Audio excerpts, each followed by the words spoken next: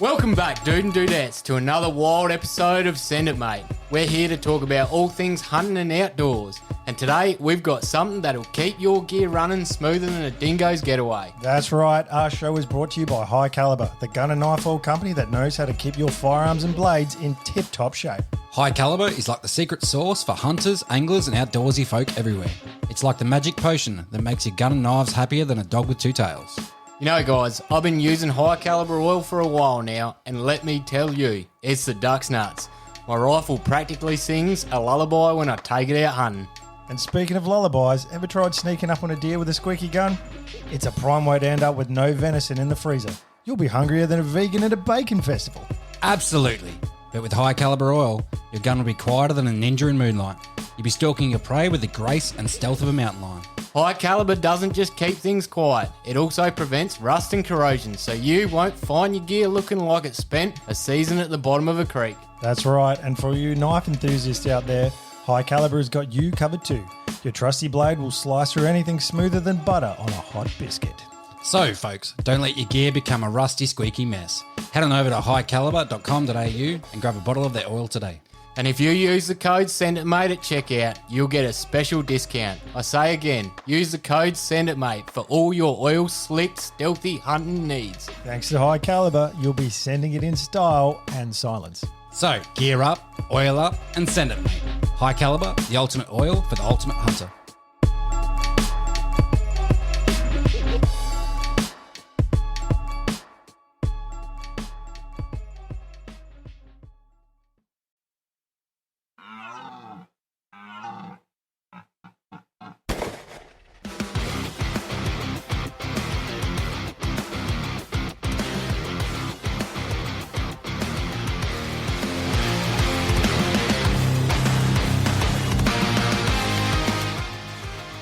Hello and welcome. We're back. It's season 6, first episode back. Super excited. The crazy train has started again. It has. I'm Caleb. I'm Josh. And I'm Couchy. And yeah, welcome back to Send It Mate podcast. It's been a bit of a hiatus while we've had Christmas and New Year's, so happy New Year's to you guys. Yeah, happy New Year's to everyone out there as well. Yeah, all our listeners at home, I know you've missed us. We're glad to be back, and we've got a special episode for you tonight. We've got a guest straight off the bat, and we're pretty excited. This is a fellow South Australian, and yeah, we're keen. We had her partner on last season. Let's introduce her, Ky Furneaux. How you going, Ky? Good. How are you? You got it right. Most people say Furneaux, or at least so I was holding my breath there for a second. You've done your research, obviously. Yeah, they're good on research. Yeah. So for anyone who doesn't know, Ky has done a lot of things in life, and she's a survivalist, a stuntwoman, an author, an adventurer, a TV host, among many things. And she describes herself as a survival nerd. So we're pretty keen to get into what that's all about. That sounds sexy. Look, I'm sure there's a reason why you've described yourself that way, so we're keen to unpack that a bit. But let's get into the first question. We did mention you're a fellow South Australian. So where are you actually from, Ky? Well, I was born in Adelaide in Elizabeth and then quickly moved into the mid-north of South Australia. So most people know Peterborough or Jamestown, and then you sort of go to like this even smaller little town, which is now a complete ghost town called Tarawi. And it probably had like 350 people when I was there, and it's got about 100 people now. So it is the one general store and 2 pubs, I think, have closed down now, and they were the main street. So it was a tiny little town in outback Australia, right on the edge of the outback there. How far away from Orroroo? Wouldn't be that far. No, it's not that far from Orroroo at all. So, yeah, it's right there. That would have been strange growing up out there, to be honest. That would have been harsh as. I think I loved it. And this is where that nerd thing comes in. You know, like my favourite thing is to be in the outdoors. And, you know, we got to grow up with such freedom. You know, my dad and mum were the principal and deputy of the school, and they taught, like mum taught reception to grade 3 and dad taught 4 to 7. And there was maybe 20 kids in the school, and we're all mates. So on the weekends, you know, we'd just get on anyone's bikes. You know, we'd be dinking or like being towed, or like everyone would just get together and we'd go off on adventures. So it was such a freedom to that place. You know, I love the red dirt and I love the electrical thunderstorms. And, you know, for me as a kid, being allowed to just roam free, that was probably the best way I could have ever grown up myself. I mean, probably as a teenager, you'd be like, God, there's nothing here.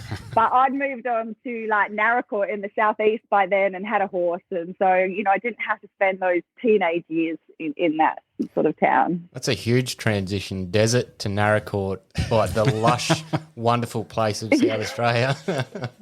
Yeah. Oh, dear. Yeah. So I do love both places, but the red dirt will always be in my veins, I think. Yeah. Nice. Quick question. Your latest show, that was filmed on your uncle's place out there? So that show we filmed about 3 years ago. So I've done a few other things since then. So that was Outback Lockdown. And yeah, that was filmed just north of Peterborough on my cousin's property. So when the world shut down, I knew that he had a little stone cottage on his property that I could sort of camp out at. And I knew that we could shoot feral goats and, you know, live off the land up there. So where I was like, well, if it's a zombie apocalypse, I'm heading there. Food, ammunition, and miles of nowhere to, you know, hunker down in. So, yeah, that was where that Outback Lockdown was filmed. That cottage actually looked quite nice and comfortable.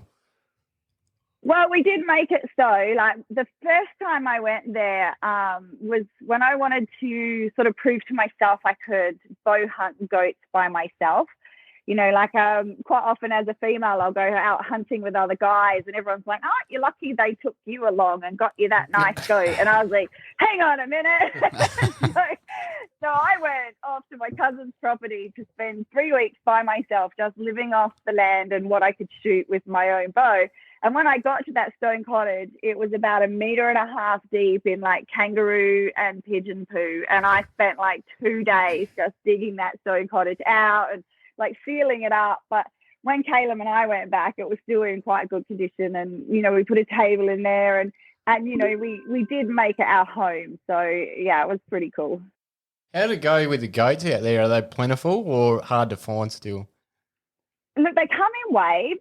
So you've got, I mean, there's not a lot of food up there for anything. You know, you've got the kangaroos and the sheep and the goats all competing for the same resources. But what farmers have done is they've brought in a plentiful water source. So you will get the goats coming down from the north when the north starts to really dry out.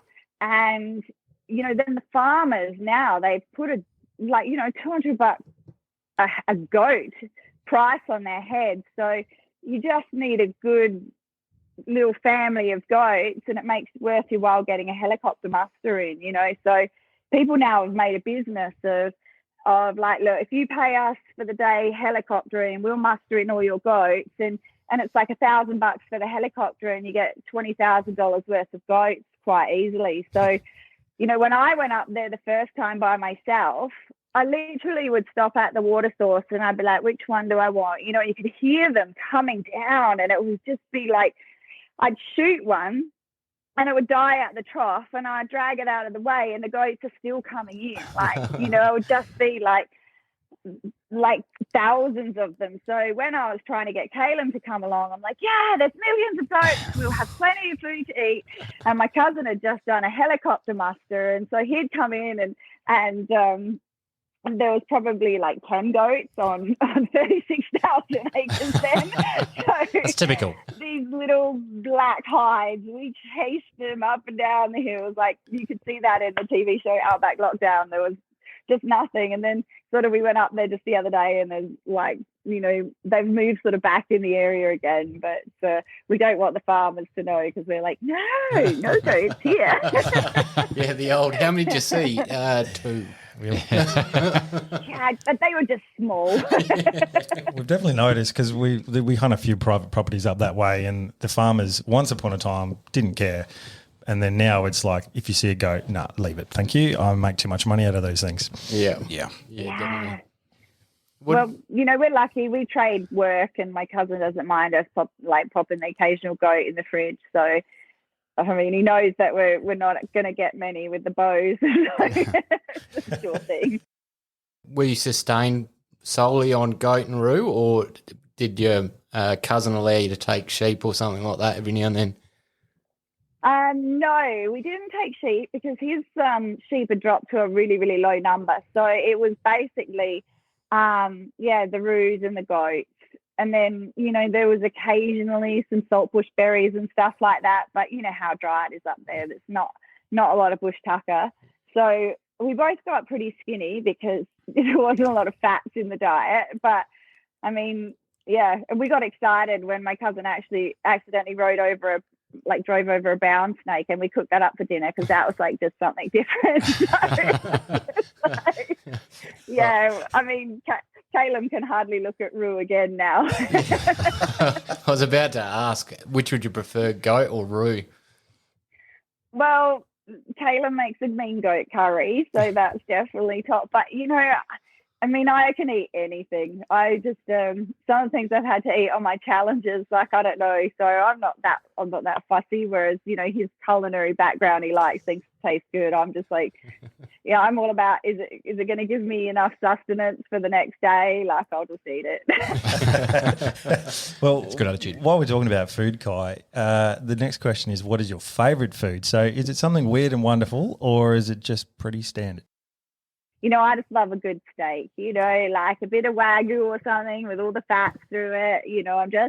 I'm pretty plain girl when it comes to things like that. That with a bit of gravy and I'm just set. Nothing exotic. Nice and simple. That's the best though. Nothing can beat a good steak, to be honest. But what's the strangest thing you've eaten?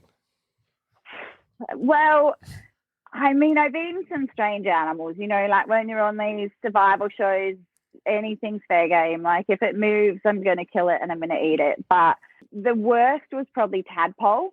Like they are this mix of like tiny bones because they're trying to become frogs, right? Yeah. But this really snotty sort of like consistency and a little bit of a dirty fishy taste. Like it is disgusting, honestly. And I mean, but probably the weirdest thing I ate was we were eating snakes quite regularly in Louisiana, and we were just sort of cutting them up and putting them in a soup because that way you can drink the soup afterwards and you get the sustenance from it.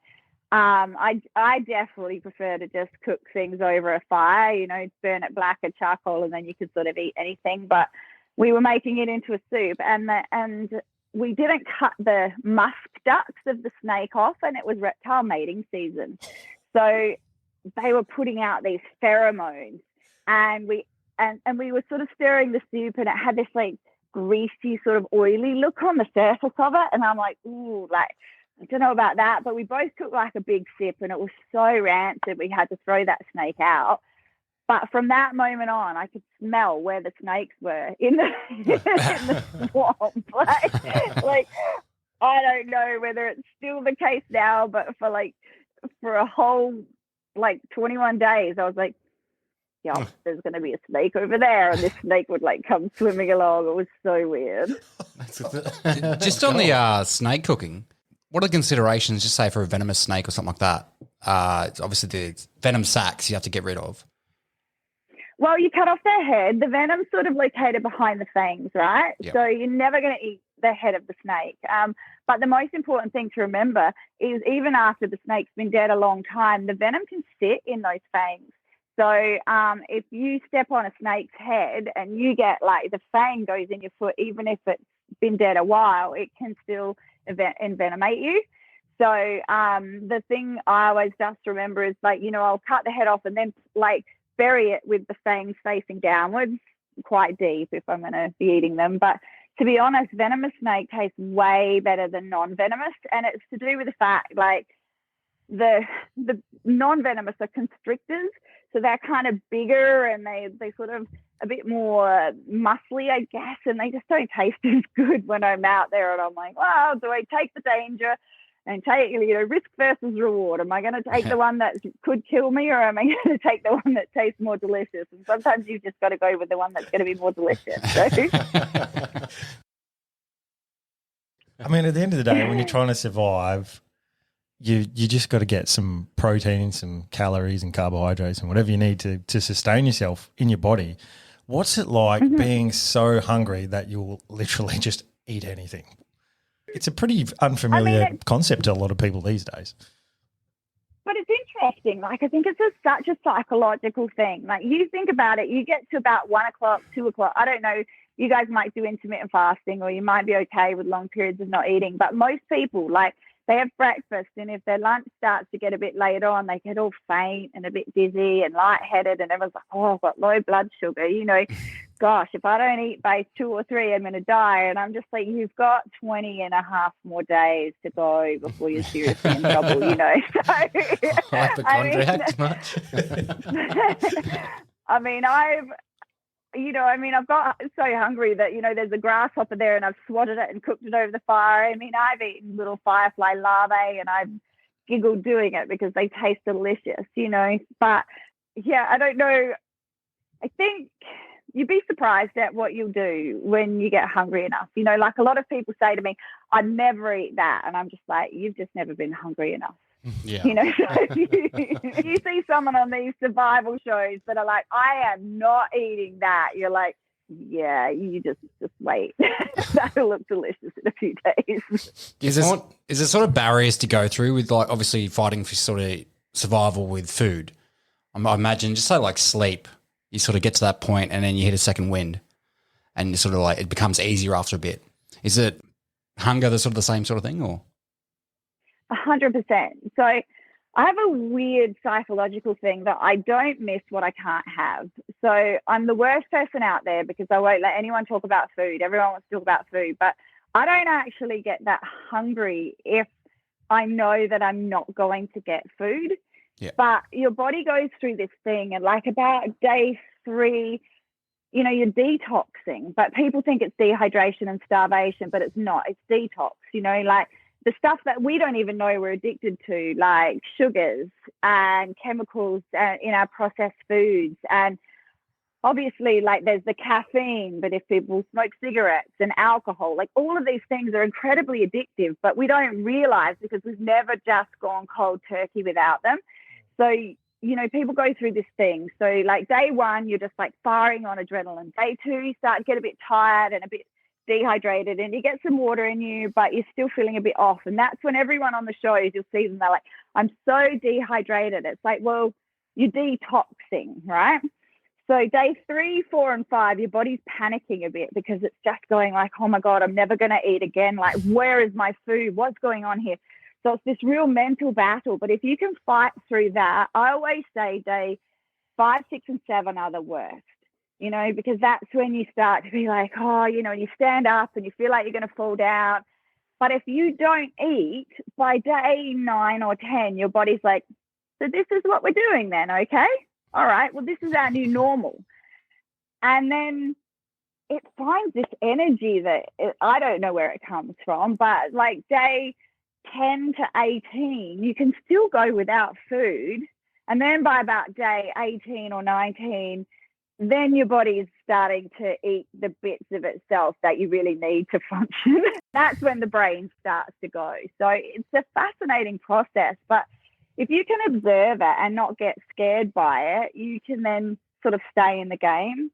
Like in my challenges for Naked and Afraid, I've just been really unlucky and they've put me in a lot of places where there haven't been a lot of food. Or, you know, I've moved in and the food's moved out and I can't go after it because you have to stay in a set area. And so it's been good to, like, the first time I went through was probably a little bit like, what the fuck, you know? But then the second and third and now the fourth, you know, the fourth time I'm just like, oh yeah, no, this is what this body's doing on this day. Let's just wait. Day 8 will be fine, you know? So yeah. A lot of it is a real mental game. Mm-hmm. Mm. Do you find that, like, once you've reached that period of adjustment, it's just calories in and calories out for your tasks? You prioritise tasks almost to your calorie intake. So like water, 100%, fire, food. Yeah. So I mean, depending on where you are, like there are locations that you can survive without fire. I've never been put in one. Like every location I've been in as survival like for, these sort of survival TV reality scenarios has been like, I need a fire or else I will die without it. And, water's always going to be a priority. So I'm like, shelter, fire, water is every day for me. And then food is like a luxury if I get around to it.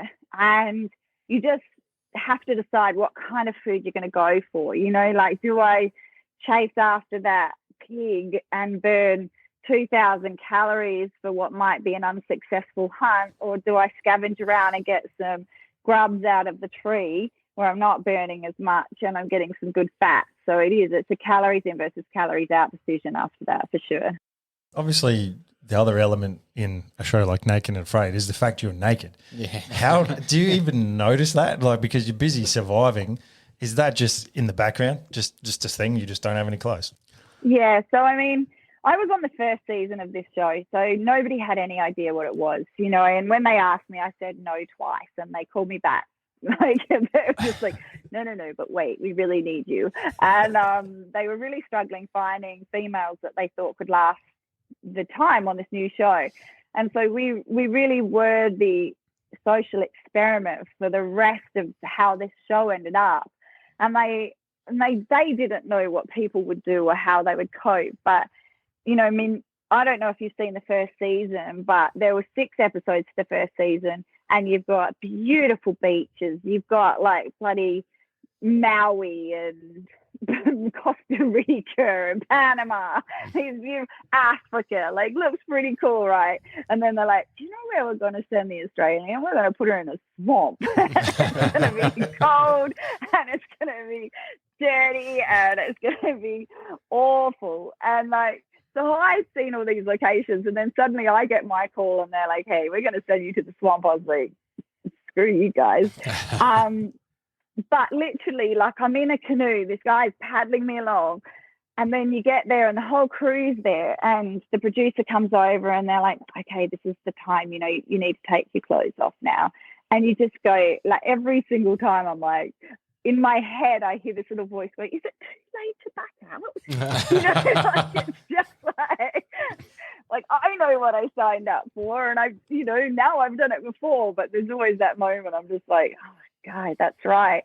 But like, I took my clothes off, and then I had to try and get out of this canoe with this complete stranger, this poor old gentleman who just paddled me along, and he'd been so sweet. He's like, I really like your hair, and I was like, I'm feeling really weird about this now. But the second I'm in the water, I'm waist deep, and it is reptile mating season. So we know the alligators are more grumpy and they're vying for territory. I know that the cottonmouth snakes, there were the venomous ones there. I know they're going to be all rolled up. And my instruction from the so-called crocodile, like, alligator expert was just slide your feet slowly as you walk along the bottom of the mud. And if you touch one with your toes, back away from it. Okay. Yes. No dramas. Next minute, a snapping turtle takes your toe off. Right. The ridiculousness of it. And so suddenly, the last thing you're thinking about is, oh my gosh, there's my boobs. You're just thinking, like, where are these alligators? So, yeah. Yeah. How does that work? So does the camera crew follow you around on that show? For half the time. So we have a crew there usually from about 9 or 10 to about 4 o'clock. And then we self-film, and they have cameras set up around camp. I mean, it's more high-tech now, 10 years later. Like, they had a couple of GoPros way back 10 years ago, but then when I did the one in Montana last year, there was just like infrared lights up everywhere, and it was very hard to find a place to pee that was off cameras because they had them everywhere. But I mean, technology's great. But usually, so hard, like, most of the time you'll self-film or be filmed, and then but they're not allowed to talk to you. So they come in and they just stand there and they just start filming you, and you do feel a bit like an animal in a zoo. And the only time they'll communicate with you is if they want you to do something, like explain what you're doing there, or can you just show me that, or can you do that again from camera? Other than that, and they just won't talk to you. So, yeah. But on the clothing bit, like everybody thinks it's like the whole like, oh, they're naked, but what it is if you're looking at your like survival priorities, food, fire, water, shelter, and then rescue, but this is shelter. Like this is your first layer of shelter in any emergency. And so all they're doing is they're just taking everything from you in that sense. And people really underestimate how much like shoes help. You know, like in a survival scenario, the second your feet are gone, like your survival just goes, your chances of survival goes down dramatically. So shoes, but then psychologically, like having something to cover you at night, or, you know, being able to escape from the biting insects, like it's more that they're just taking your first shelter away from you before you get on than like, ooh, you're going to see somebody's bum, you know? Yeah. I'm sure the producers are like, we're going to make millions. Naked people trying to survive. I thought that everyone was going to have sex out there. Like I've spoken to the producers and they're like, ooh, yeah, it's going to get really juicy. And I'm like, all right, firstly, none of you have obviously been in the outdoors camping before. And then none of you have obviously not brushed your teeth for like 21 days. And just like, there is nothing sexy. Like I think maybe 300 couples have gone out now since that original season. And I think maybe that I know of, like 3 or 4 of them have ever sort of even played around. I think it's just like, you'll feel awful. Within the first 24 hours, we need to keep warm overnight. Then after that, the stench. Oh, nah, that's a hard pass. Did you come away with anything that you didn't sort of know about doing Naked and Afraid? Did I what? Sorry? Come away with anything new? Like, did you learn a lot from that? I mean, yes and no. Like my first book, Girl's Own Survival Guide, had been written before I'd even gone out on Naked and Afraid. And so I guess what I learnt was the attitudes of survival that I'd written in that book really do get you through. Like it's nice to when you write something and then you're like, oh shit, that actually worked. You know, like, oh, good. Bit of validation. Yeah. So that was good. But I didn't learn anything about myself, or, you know, like you always pick up little bits of extra survival stuff, but most of my stuff I learned before these challenges. And I think maybe the one in the Amazon, I learned the most about myself. But yeah, I mean, you do have the potential to learn and pick up lots of really cool things. I mean, I learned you can make a fire on water. You know, I never really thought about that. But yeah, you pick up little things along the way for sure. Do they go through like any sort of coaching or anything prior to this? Because they're obviously selecting their candidates through some sort of vetting process. Do they then go through like an area brief of what to expect? I mean, the vetting process was really strict in the beginning, but then they wanted to keep the show going, you know, and I think that they sort of started letting just like, you know, at first it was like, these are hardcore survival experts. And then like later they've got, we have Mary, she's a Zumba instructor from California, you know, she just sort of like, she likes camping and knows how to use a can opener. And you're just sort of like, okay, you know, they just sort of went from like that. I mean, and don't get me wrong, there's still a lot of very skilled people that go on the show. But I mean, for me, anybody can do this show. You know, it's here. Mm-hmm. So you can be a Zumba instructor that knows how to use a can opener. But if you can be positive in the face of adversity, and if you can problem solve, and, you know, if you can just keep moving and keep doing things and improvising, like you can get through this 21 days no matter who you are.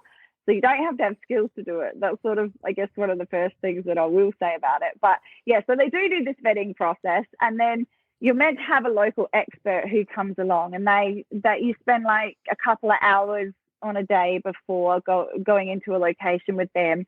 And they do send you like a bunch of information about the location, but I never read it because it leads to disappointment. You know, like they're like, you could have in the Amazon, you could have coconuts and mangoes and chocolate fruit, and there's really beautiful fruit that tastes like ice cream, and you get really excited. You're like, man, there's going to be a fruit that tastes like ice cream. And then they put you into their location and you're like, none of that stuff is here. It's all off season. I don't even get bananas. There's no bamboo. Like, what are you talking about? So I don't know. I think that disappointment can be one of the biggest killers in a survival scenario. So I don't tend to read those booklets. But you do get to spend time with an expert. But 95% of the time, and it's not in arrogance, it's just a fact. Like, I probably do know a bit more than the expert that they're taking us in with. But that expert might be able to say, look, this mushroom is really deadly and this caterpillar like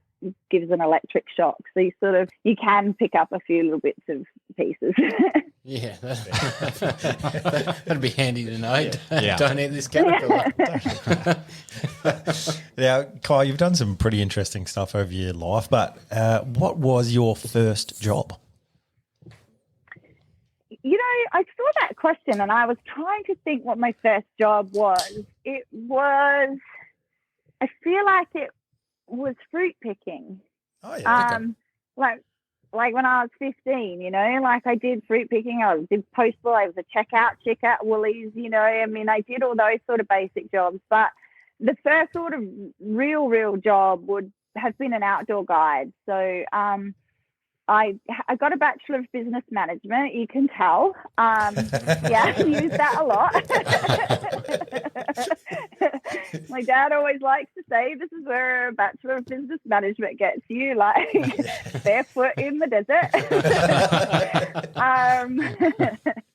And then I finished that and I decided to become an outdoor guide. So I did rock climbing, kayaking, sailing, bushwalking, abseiling, and just took everyone from like corporate groups to juvenile offenders to general public, school groups, everyone into the outdoors. So that was sort of my first real job that I did for about, 5 or 6 years. I did that out of Adelaide with a company called Venture Corporate Recharge. So it was a company founded by an amazing guy called Mark Orick. And if you look him up, he's incredible. But he died on Everest very young, like not long after I finished working there. So, but incredible human being. But yeah, it was with him. So is this before or during when you had your car accident around this time? Yeah, so the car accident was probably the catalyst to go in the outdoors. So I was doing my Bachelor of Business Management when I had the car accident. Yep. And I did break a bone in my back and I was flat on my back for like 3 months inside, and then had a brace and sort of went back to uni with like one of those tables and had to do all my lessons lying on the ground. And I just decided I never wanted to be inside again. You know, I was probably going to be a marketing manager of some, you know, chain resort or something along those lines. That's what I was looking at, you know, still travel, but have probably an office job. And then I was like, I can't do it. I just can't be indoors for that length of time. And my rehab, one of my friends was this Icelandic dude, and he was just like, you come rock climbing with me. And I was just like, ooh, that sounds a bit dangerous with this back thing I've got going on. And he's like, nah, come along. Ties it off to a bloody grass tree, which I now know has like the shallowest root systems ever. And I'm like, you know, just like, I'm surprised we didn't die.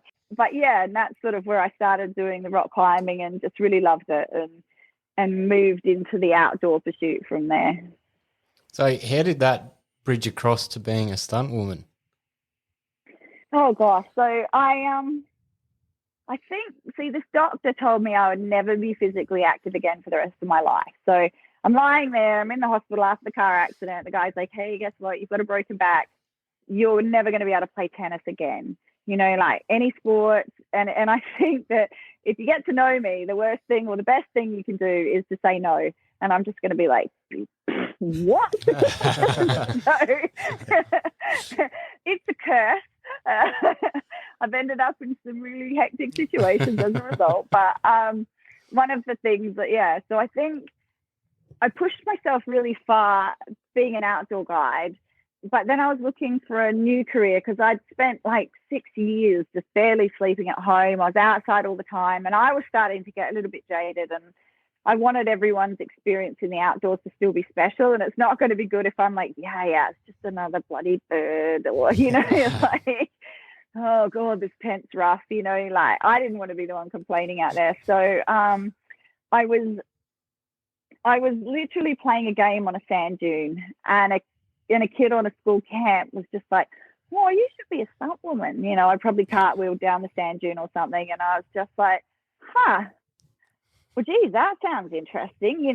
Like never heard of it. I was one of those people that thought the actors did all their own stunts, and suddenly I'm like, you mean there's people that get to dress up and they get to do really cool, fun stuff, and and your face, like I was really shy at the time, and I was like, your face doesn't even do it.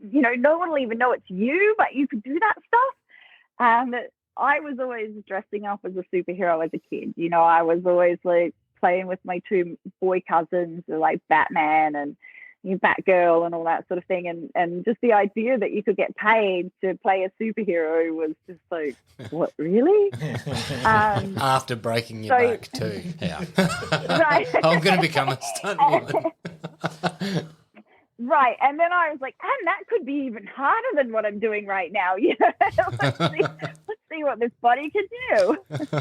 So, I just, no movies were being filmed in Australia, and I just headed off to Vancouver and just wandered around asking anyone that would listen to me, how do I become a stunt woman? And finally someone told me a few things, and then I really like the two main ways you can get into stunts is sort of fighting or gymnastics. And I realized I was like 26 at the time, I think, and I realized I was never going to become an Olympic gymnast at 26.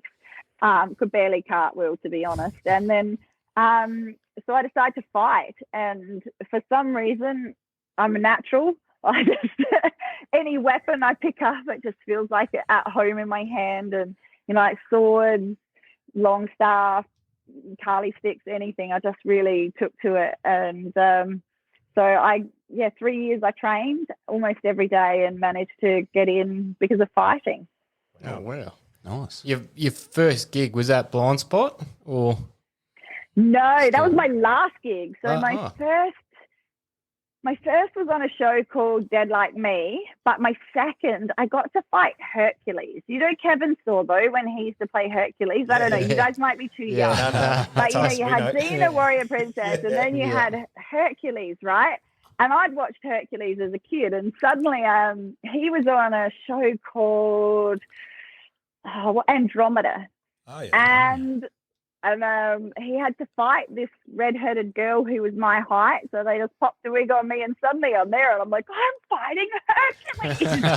It was like in this like little tight corset and leather outfit, like I felt very, very cool. It was a good day. Bloody hell. What sort of mishaps sort of happen on the set when you're being a stunt woman? What? Sorry? What? Like mishaps or any sort of, I guess, mistakes or injuries or... Yeah, well, I mean, definitely that day. Like, I'd never really been around these things, and I had, like, this little corset top on, and I had to do this big spinny move, and I was just like, we were doing the rehearsal, all the lights were on, they were checking to see what the moves are going to be for lighting. I do this spin, and I'm like, pah, and both boobs fall out.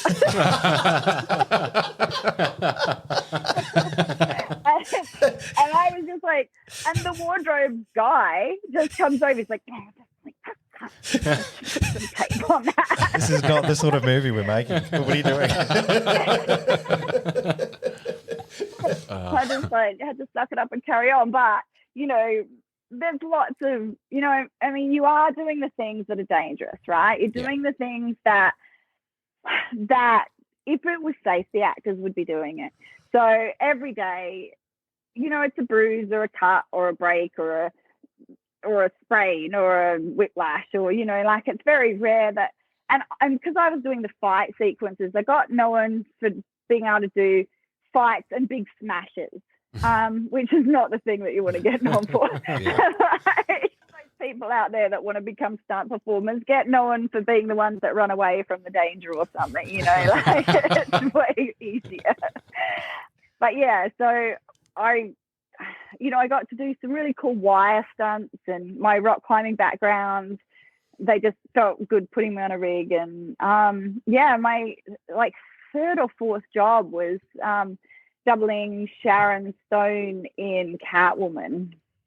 And Sharon Stone, she had a little blonde hair, but I just put the wig on. Like, it's more your height and weight that you get jobs for, because they, you know, if they see this, then they know it's not the actor, and they just put wigs and the costume on and you're good to go. So, you know, I mean, and they, for some reason, Sharon Stone had decided she wanted to wear $4,000 shoes just flown from Italy. And so I'm doing this big smash, like Halle Berry, like swings around, double kicks me in the stomach, and I fly through the air and smash into like a poster board with real glass.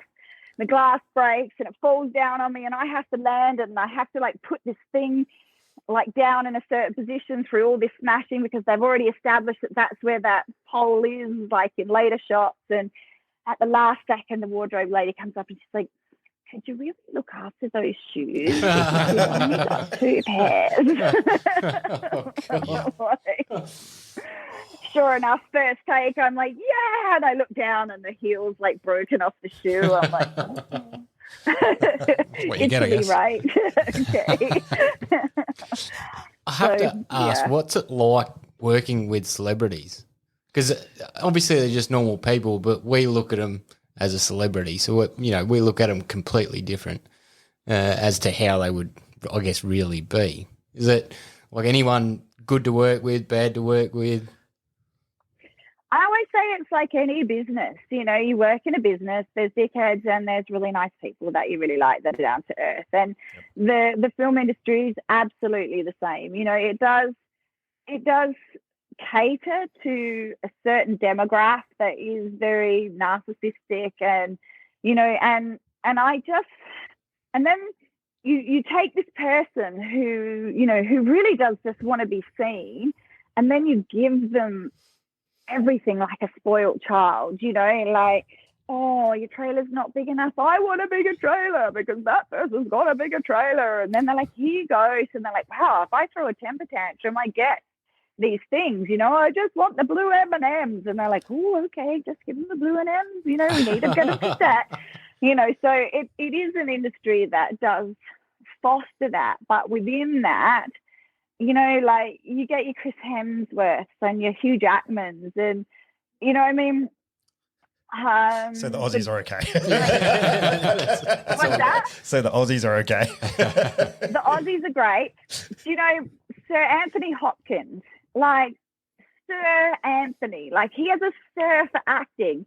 And he came to set and he had like these bright orange pants on, and he was like, isn't this wonderful, this job that we do? Isn't this fun? What are we doing here today? You know?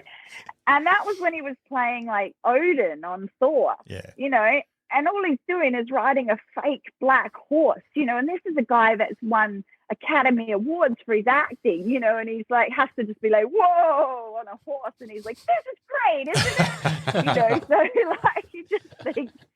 And I loved Arnold Schwarzenegger. A lot of people are like, well, you know, on the fence about him. But the story I'll never forget is he had a childhood friend from way, way back at wherever he's from, Austria, I guess. And his friend was down on his luck. He lost his job and he was too old to get a job anywhere else, wouldn't get employed anywhere else. So Arnold Schwarzenegger said he needed someone to read his scripts out loud to him so that he could memorize them before going on set. And he said nobody else could do it but for this guy. And so this guy gets paid by production to come and read the scripts with Arnold. So he feels like he's doing a job, you know, that he's getting money for and helping him learn his lines. But you know, like he just helped out this childhood friend. And I'd like anyone who has that kind of heart, I'm like, you know, it's good in my book. Yeah, bloody hell. He seems quite like he would be a genuine kind of guy, really. He does. You reckon? Yeah. He's hilarious. Definitely. He's an absolute character. Definitely. He sung me happy birthday. I'll never forget it. It was like midnight. My birthday was like just happened, and the actress I was doubling brought out a cake, and he was sitting 2 seats down at the big craft service table, and he was just like, happy birthday. And I'm like, oh God, this is the moment, you know, like texting my dad under the table, like, Arnold Schwarzenegger's like singing me happy birthday. That sounds pretty cool. Yeah. Hey, Ky, how do you prepare your body for like basically being put through the ringer. Is fitness a big priority for you, or like recovery? What's sort of your process there? I mean, stunts and survival are pretty different. So for stunts, yoga was probably one of the biggest things for me. And like a lot of the glutamine, collagen sort of supplements, for some reason I was vegetarian through my stunt years. And I feel like I would have recovered a lot better if I wasn't. But definitely, you know, like yoga, because if I bent, then I wasn't going to break. You know, like if you're stiff going into a stunt and you can't relax those muscles, then you're more likely to tear something. So that was a big part. And of course, I was fighting. So, you know, a lot of my training happened on set because I had a base. Like I had a really good kickboxing base, but then you get, you know, someone always wants to put their twist on it. So like blind spot, you know, you've got, she's basically crab, but like the guy that was working with me was a taekwondo master and amazing and kung fu expert too. Like he was just incredible. So, you know, then I'm working with him, so I'm able to pick up some of those moves. And I was really lucky with blind spot in that I doubled Jamie for 10 years. So when I got to working like with her on that character, I got to design the way Jane fought as well, you know. So if the fight coordinator was like, I want you to do this, and I'd be like, oh, you know, Jane would probably do it more like this, you know. So it was a really cool position to be in by then, to be able to help design that on blind spot. Yeah, it was an outstanding show, by the way. Thank you. I loved working on it. But yeah, but then you've got like the survival stuff. I mean, as I said, for me, I cut back on everything that I'm going to be addicted to out there. You know, like most of what wipes people out in those first 2 to 5 days is addictions. So I'm off caffeine at least 2 months, if not 3, which is really hard because I do love coffee. And then a lot of people put on weight. But I find if I'm putting on weight, the food that puts on weight is the sugars and the bad fats. And my body just doesn't do well on those. So I get sick. So I find what works best for me is I cut back on my calories and I go to just clean foods. Like, I mean, I'm mostly carnivore anyway, so it'll be eggs and meat. And then I drop back to about 800 calories a day so that when I go out there, I don't go from 4,000 to nothing. I go from 800 to nothing. And my body just sort of goes, oh, that's okay. Well, that's not too bad. You know, and then I walk barefoot all the time. So that's one prep that I would do, is just toughening up my feet. But I usually end up in wet environments where the calluses just sog off anyway. So I don't know. There's not a lot of other preparation. It depends. I just did a Frozen episode, which is a Frozen season, which is coming out in June. And, you know, I do a lot of cold plunges anyway, but I sort of just up the cold exposure and. Nice. Yeah, I'd like to do that, but I don't know, a bath full of ice. You stand in front of the ice, you're like, yeah, maybe not. Yeah, I'll dip my toe in and be like, nah. It seemed like a great idea, but now you're in front of it. It's hard, but I always think, like, I did 16 years in stunts, and as a carnivore and a person that tries to do cold water exposure every day, I don't have arthritis, and I'm so fit and so strong and so healthy at my age when I should be riddled. Like, I've broken and torn and busted this body and put it through the ringer, like whiplash for like 3 months straight, where I couldn't even, like, on some shows I couldn't even like turn my neck, and, you know, like just multiple bones busted, and I should be a wreck. And so I just think cold exposure and mostly carnivore is why I'm not. So it's amazing how like the tables have turned with the whole carnivore diet, because my father's era, you talk about the food pyramid back then to him, and no, it's like bread and butter. Like, that's a staple and you can get by. But now, obviously, we've seen the whole vegan movement and things like that, and everyone's now like, well, actually, eating meat's better for you, like more nutritious, more protein. way better for you. Leaner, and you don't have the sugars, which is, that's a killer. Ugh. Well, a lot of the research, I'm sure you guys know this, but a lot of the research on the red meat diet was done looking at fast foods and hamburgers and things. So they weren't looking at like what was happening when you were just eating meat. They were looking at meat and veg. Mm-hmm. So with the veg, you've got the stodge of like the potatoes or, fries or chips or whatever they're having with the breads, the butters, the red meat, and they all just lumped it in together as being red meat's bad for you. But I mean, I tell you, from my personal experiments on my own body, like I had an operation and I was in the wheelchair for 3 months as a vegetarian. I had the exact same operation 3 years later as a carnivore, and I was walking within 4 days. Oh, wow. Holy shit. Exact same operation. Wow. It's like just, and I went into my challenge in Louisiana as a vegetarian, and it took me about 3 years to recover from that first Naked and Afraid.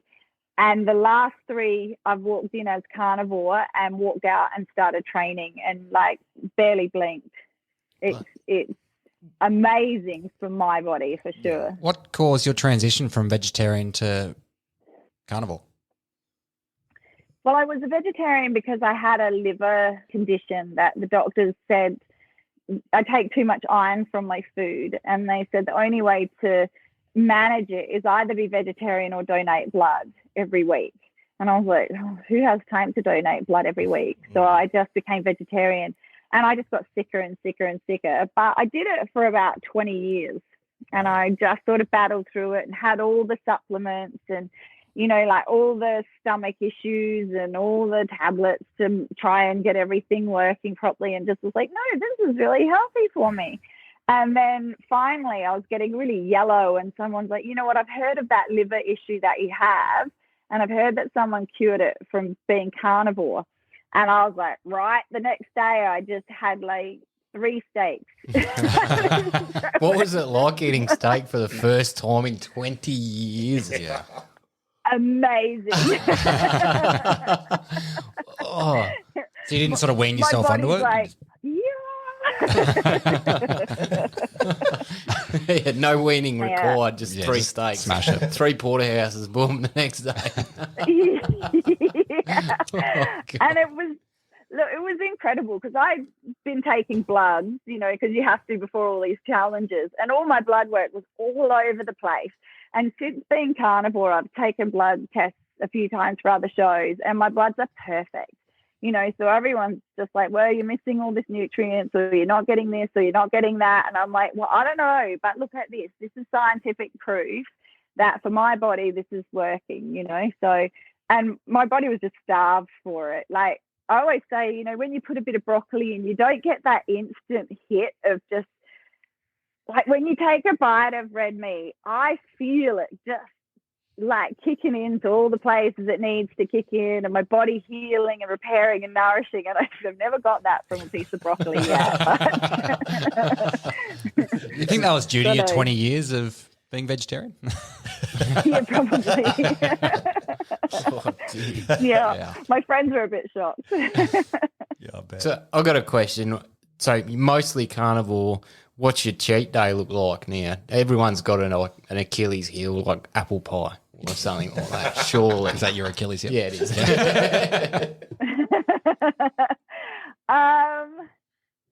Gosh, my cheat day. I mean, I do like ice cream. So maybe some ice cream. Yeah. But honestly, I think I've got 20 years of catching up on meat and stuff. Maybe pasta, maybe a lasagna or something like that. I mean, my cheat days aren't spectacular. I sit there and I'm like, gosh, I mean, this is probably someone's healthy day. And I'm like, this is really bad. But, yeah. Yeah, cool. Hey, Ky, you mentioned some pretty cool people earlier, some actors, but who inspires you the most? You see, I saw this question too, and like when I was like, quite often I'm on podcasts and I get asked who I like would think of as my mentors or people I wanted to aspire to be as. And I never saw anyone doing what I wanted to do that I said, that's who I want to be like.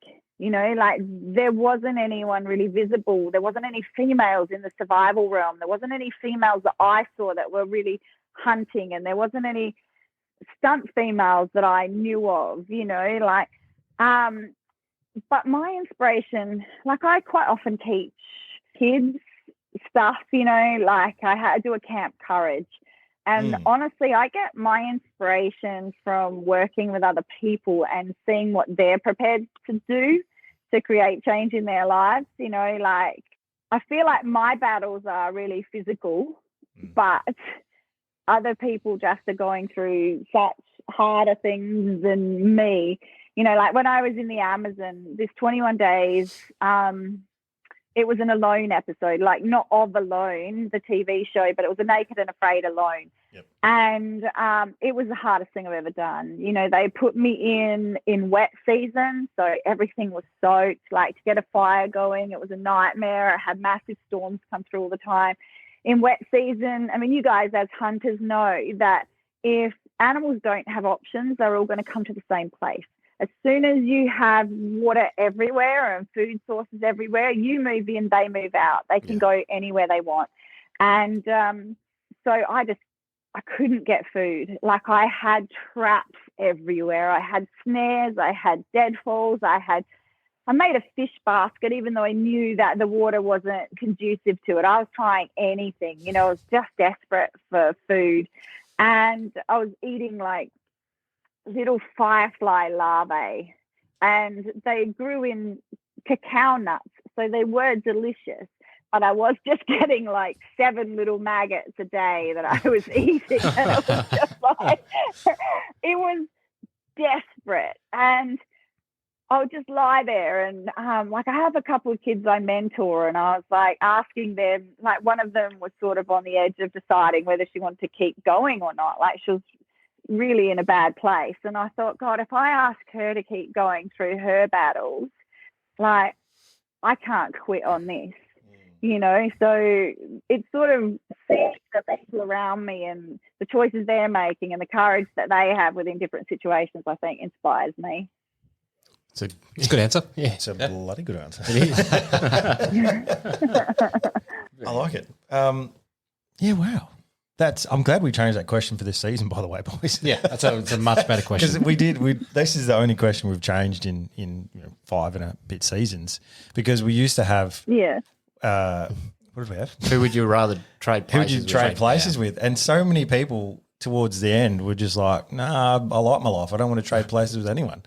So, but isn't that brilliant? Yeah, it is good. Like, isn't that an amazing change in society? You know, like there just shows that this discontent that maybe people had 4 or 5 years ago, or looking outwards and looking for more, they've actually managed to carve out a life that they're pretty content with. I think that's a brilliant thing to see change. It is.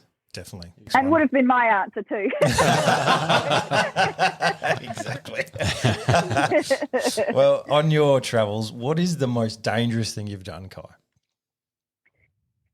And you've probably done some more dangerous stuff than most people. Yeah, I mean, I just feel like I did 16 years of every time I stepped out of the trailer, I sort of did dangerous things for a living. And then I just sort of continued that with Naked and Afraid. And I think a lot of people don't really understand that what we're doing out there is real. You know, it is, people are used to reality TV, you know, like Kim Kardashian, they have extras that play those people in the background. And so when they go to a bar, they're not actually going to a bar, they do have performers around them and stuff, you know, like reality isn't real. But being dumped in Naked and Afraid is the most real experience you'll ever have. And I think that's sort of part of the reason that I love it is you have to be completely in the moment because of those dangers. You know, every footstep that you put in a place, you have to be aware of in case you step on a cottonmouth snake or an alligator. You know, I mean, you can't go and get your water from the same place twice because alligators remember and learn, you know. So you're just constantly on the lookout.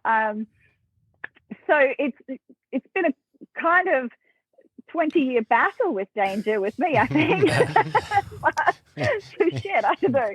I mean, I guess my first extraction on the Naked and Afraid one, we were in waist-deep alligator water, and the biggest alligators like I've ever seen in my life. Like when you come face to face with these creatures, you just go like, they haven't evolved since the dinosaur time.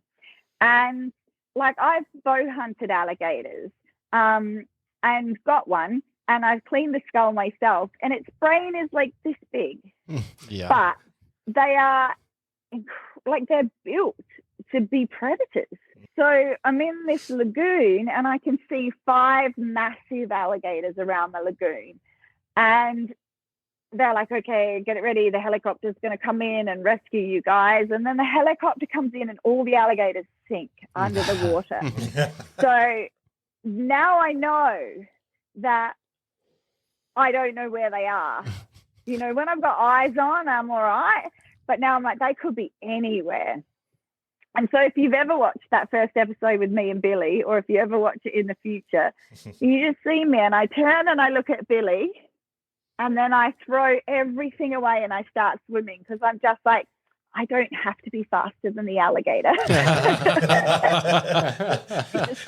Just faster than Billy. Just got to beat this guy to the helicopter. You're never safe with me. One thing you brought up about like being real for survival, someone that's sort of known to be not real, is have you met Bear Grylls before? I haven't, but he did write a really nice comment in the front of my first book. So people think I do know him. But I know people who know him. But I know that he did fudge a lot of stuff. But I have a bit of admiration for him because he got thousands of people in the outdoors and thousands of people excited, you know, and for us as hunters, we need the outdoors to be there, and we need it to be preserved, and we need it, I mean, not just so we can go in and get our dinner, but like the lands that we roam in, you know, and the places that make our heart sing, they're all the outdoor places. And before Bear Grylls came along, it was declining so rapidly that no one was caring about it, you know, but he just got a whole generation excited about getting outside, even if he told them all to drink their own pee in a survival scenario. Climb into a yak for warmth. That would probably work. Have you drinking your own pee? Look, I mean, if you're cold, you're cold, but don't ever drink your own urine, all right? I'll give that a miss. Yeah. No, just do the bubbler next time you're out bush, mate. Just water fountain it up. No, thanks. No, it's a fair point, though, because not everything can be, you know, 100% genuine in that, you know, you're just there surviving by yourself. There's camera crews and whatever. So you are right that Bear has copped some flack for, you know, not surviving like in its purest essence. But yeah, you've raised a fair point, Ky, in that he's brought surviving and the outdoors to so many people's attention. And the lesson learnt is still the lesson that's like comes in useful as well, regardless if it's in that sort of dire need situation or not. And he's sharing knowledge. I mean, still don't drink your own pee. That's probably not the right lesson to learn. But the amount of people I have to correct with that one, I'm like, if you drink your pee, your kidneys are going to get poisoned and you're going to die quicker. Unless you drink it when you're not dehydrated, but then that's just recrecreational, you know. Like that's just a party. One or two a night. Sterile and I like the taste. I just think if it's your kidneys, you just be going, why am I processing this a second time? What's going on here? Yeah, 100%. But, you know, I mean, apart from that, he does have some good ideas. Very true. So obviously you're quite passionate about sharing your survival knowledge with people. How did you get down the path of writing a book and several books since? How did that come about? So the first one, I just saw a Dilbert cartoon. Like, I don't know if you remember Dilbert. It's a little accountant nerd. Yeah. And he was sort of talking to a girl in his office in this cartoon, and he was saying, I've got gold and I've got water bottles in my basement, I got protein bars. And he turns to her and he's like, what are you going to do if the end of the world comes? And she says, well, I have your address. And I was just like, what the is this what men think women are going to do when the shit hits the fan? We're going to be like, where's the men? Like, and I don't know. I took offense to it. You know, maybe I shouldn't have. But in that moment, I sat down and wrote a book in 8 days that was designed to let women know how spectacular they can be in survival scenarios. Because what Naked and Afraid showed us, I don't know how many episodes you've seen, but women are really good at surviving. And that was unexpected. Like, the network did not expect women to do so well. They honestly thought, we'll put these army dudes out with these hippie chicks, and the hippie chicks will be crying, and the army dudes will save them, and they all will live happily ever after. And what happened was the army dudes had big muscles, and they really needed food. And they came in chewing tobacco and drinking coffee and spitting out their plug as they sort of stepped into the wilderness, and they got knocked on their asses, you know? So the first 5 or 6 days, the men were useless. And that's what we are physiologically and evolutionarily designed to do. Women, you can have one man and 50 women and the human race will continue. You know, it's not going to work if you have one woman and 50 men. So we have pockets of fat, and we have a little bit of I know it's a sore subject, but we have a little bit of a better tolerance to pain. And we have this ability, those first 5 or 6 days, to just get through. You know, we don't consume as many calories. So it is an evolutionary trait that women do really well in those first 5 days. After day 6 or 7, it all balances out. And, you know, I find that I can really do with the muscle that comes along with the bigger guys, you know, so for the stuff to keep carrying on. And so I did write a book about it, and Penguin picked it up, which I was really surprised at, and Penguin published it, and that was great. And then I thought my writing days were done. And then, gosh, it was probably only a year and a half ago now, I just got an Instagram message from somebody who was like, hey, you seem really passionate about survival. Would you like to write a book for us? And I looked up the publishing company, and it was a really big publishing company. And I got back to them and had a meeting with them. And they were just looking for a survival expert to write the next sort of SAS survival guide. And I don't think they realized what a nerd they'd picked on, to be honest. I was like, right, let me get my, let me tell you what I think about survival.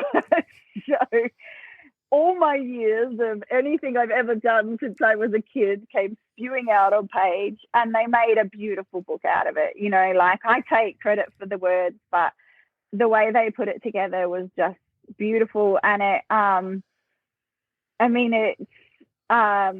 it's sort of the encyclopedia of survival to update the SAS survival guide. And I was really intimidated when I got asked to write it. You know, you're putting yourself on a world stage, and indeed, you know, like, it's sold through Europe, it's sold in, you know, North America, South America, it's sold in Australia, New Zealand, and it's put up there as like the survival guide. But I wanted to write it because I believe survival's anyone's game. You know, like, those SAS survival guides, they assume that you have stuff with you when you get into these scenarios. You know, they're like, well, you pull out your knife. And I'm like, what if you don't have a knife? You know, so my book has really got down to bare bones basic of when an unexpected situation happens to you. You know, like, you're not going to be able to be like, well, I've got my bug out bag here, and I have my food, fire, water, shelter right here. You know, you can't predict a natural disaster quite often. You know, you don't know when your place is going to be consumed by bushfire or flooded. So I just wanted to make it a book for everybody and anybody to read, and, you know, learn the things that they can prepare for, but also be really incredibly adaptable when the unexpected happens. So I wasn't sure how it would be met, but people seem to like it, so that's nice. I used to have the SAS Survival book, actually. Yeah, same. That was a great book, and I lost it. Yeah. Time to buy a new one. Well, there's a new updated version. Exactly. Fine. I'm after job. Exactly. Did you find I think at you all? can pick up a copy at the Adelaide Archery Shop. Head down there. Need to take a trip down there. Then. Yeah. Did you find that, like, not trying to be sexist or anything, but up until a certain point, this is a very man-dominated sort of industry, like the whole survival 100%. thing and that. How did you find, like, getting into that with obviously, being a woman? I think everything I've ever chosen to do has been male dominated. Like the outdoor industry was male dominated, stunts was male dominated, and survival is male dominated. And honestly, I never thought about it. I wanted to do it, and so I did it. Yeah. And I did come up against things like, if I take a picture with Caleb and myself, people are like, "Oh, it's so cute. Caleb takes you out and he lets you do those things," And I'm just like, and I just take a deep breath and I'm like, you know what? If you said to me the world was coming to an end and you could choose one person, and you put me next to a massive army dude, like most of the time I'm wearing like some stupid pink dress or like I like my dresses, I like my cute outfits. You put me standing next to a big army dude in camo, even I'm going to be the one going, I'll go with him. So I get it, but you're better to come with me because I promise you'll survive. But it's like, I don't know. I mean, I don't hold it against the world for it being that way. I mean, I like my men to be manly men. Like I don't like this wave of labeling masculinity as toxic, So I think if as a female, I'm not trying to be a man, I find it doesn't then make any difference, I mean, and I just choose not to get offended by it. If someone's like, "Oh, you're like the female Bear Grylls," instead of like, "Well, you're like Ky Furneaux, and isn't it amazing you're a woman?" I'm just like, "Yeah, isn't he really cool?" Mm-hmm. Yeah. I just think, I don't know. I just choose not to get offended by it and choose to celebrate, the maleness in men and then I get, that I play in that field and don't lose my femininity either, I just think. I only ask, we've said it a few times, and that's that the industry needs more females in it because females are typically more vocal and what's the word? Sort of like, eloquent? Yeah, a little bit more eloquent. But As he stumbles over his words. Easier to talk to. Well played, Josh. That was intentional, yeah? Yeah, 100%. But a lot more times easier to talk to and approach than what men do. And the industry dies, especially for the hunting side of things. A lot of guys, especially in South Australia, they just want to not be heard or seen and make any waves so they can just continue to do their sport, but not realising that's a death sentence for your sport. So, huge advocate for young people, women and men to get into it, to be honest, and get more vocal. Yeah, I mean, and as I said, like when I was growing up, you didn't see women playing footy. I played footy because my dad didn't have a son.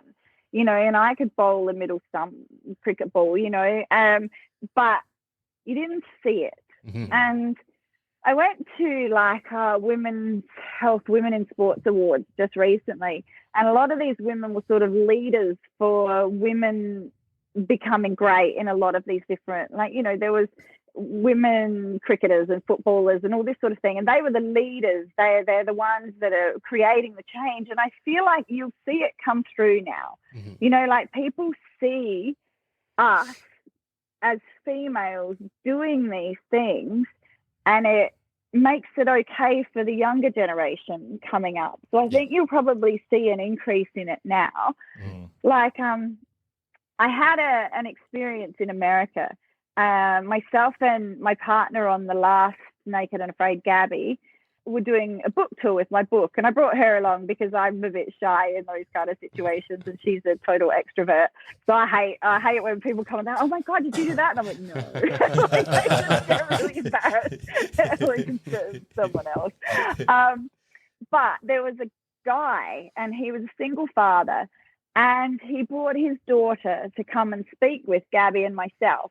And we just had a chat, and we didn't know what was going on behind the scenes. And this girl like had short hair, and she obviously had like attention deficit disorder or something along those lines. She was, you know, struggling with all the sensory stuff. But we chatted to her and for a long time. And he left and came back, and he said, "Thank you so much, because my daughter was thinking of having gender change surgery because she thought she wanted to be like me. And you showed her that she could be a female and still love these things." Yeah. Wow. That's Like- awesome. That's outstanding. Yeah. You know, like, Yeah. and this is why it's important that these women that, you know, that you do hunt with, and the, you know, the people that are coming out, the females that are coming up in this, it's really important they are visible for the people to come, you know. So I think it's a great thing when you see that. Yeah, same. Yeah. Definitely. That is actually outstanding, because, you know, gender and the whole identity sort of thing, issues around that is such a hot topic at the moment. So it's great to have very strong females in roles and in careers that can show. I mean, I'm a dad. I've got 7-year-old twin daughters, and Oh, amazing. yeah, they're you know, they love being able to see females do things that they're interested in and are quite clearly females, and, you know, demonstrating all their female characteristics as well, but doing something that might be a little bit more male dominated in general. So props to you for doing, you know, things that are in a male dominated industry and saying, well, hey, I'm a chick and I can do this just as well as the guys, and Or better. you know, or Yeah, better. and Yeah. Well, it's different, you know, like, I mean, it's, you know, I don't think it's better or worse. I think this is like a strange thing. Like, it's just different, you know, like I train every day, but see these little arms, like, they're never going to be, like, I'm never going to be as buff as you guys. So, you know, like, I can carry a very small goat, but you know what? I can process that goat really quickly and carry it in bits, you know, so it's like, and we might not do it the same, but we do it differently, and it neither's better or worse. So I think it's like, that's something, I mean, and I'm not saying this to you guys, I'm saying it in general. Like, I don't think I ever need to compete, you know, like we are who we are, even within genders, you know, you have people with strengths and weaknesses. And at the end of the day, it's just about working your way around so that your weaknesses can become your strengths, you know, like, this last Naked and Afraid challenge I did, I was with this gorgeous girl called Gabby. She's not a survivalist. She says so herself. I call her a survivalist, but she doesn't think she is, because she doesn't have the survival skill set. She saved our lives because she could sew, you know, like, we were in Montana in snowstorms and minus 19 degrees temperatures, and she made us an outfit that kept us so warm. And we were the only team that didn't have cold issues, and it was because of her sewing skills. So at the end of the day, you know, you're good at what you're good at, and you make your strengths count, I think. Well, we're all sort of evolved to sort of survive as a community, not as ourselves alone. So You're stronger. 100%. yeah, it makes a lot of sense. Definitely does. I actually think it's cool sometimes, the female perspective on things, or the skill base that, you know, stereotypically women are better at, like things like attention to detail or taking ego out of things and stuff like that, like especially in hunting. So quite often, I mean, I don't think I've ever hunted with a female, to be honest. Yeah, Beth. Oh, true, one. But you know, it was different in that she saw things very differently to us, and it wasn't like, men can be very ego dominated and like it's a competition. I've got to get a bigger fellow than you, sort of thing. But you know, it was just none of that, and it was actually quite refreshing because she had a completely different view on what we're out there doing. And I think Couch is right. Like, you know, we're kind of designed to do things as a community, and yeah, maybe typically men were the hunters and women were the gatherers and whatever. But It's been proven opposite, actually. Well, not opposite, but there was Equal. sort of responsibilities. Oh, there you go. There you go. I just think it's cool. We should all just be out there doing it together. Yeah, and sure. enjoying it. Definitely, and it's what you enjoy. You know, like I really suck at weaving. You know, like I'm just not designed to be the people are back doing the baskets. You know, we would all die if we had to depend on my baskets for food. But I can hunt. You know, so I just go with my strings. So a question for you guys: do you find it like more?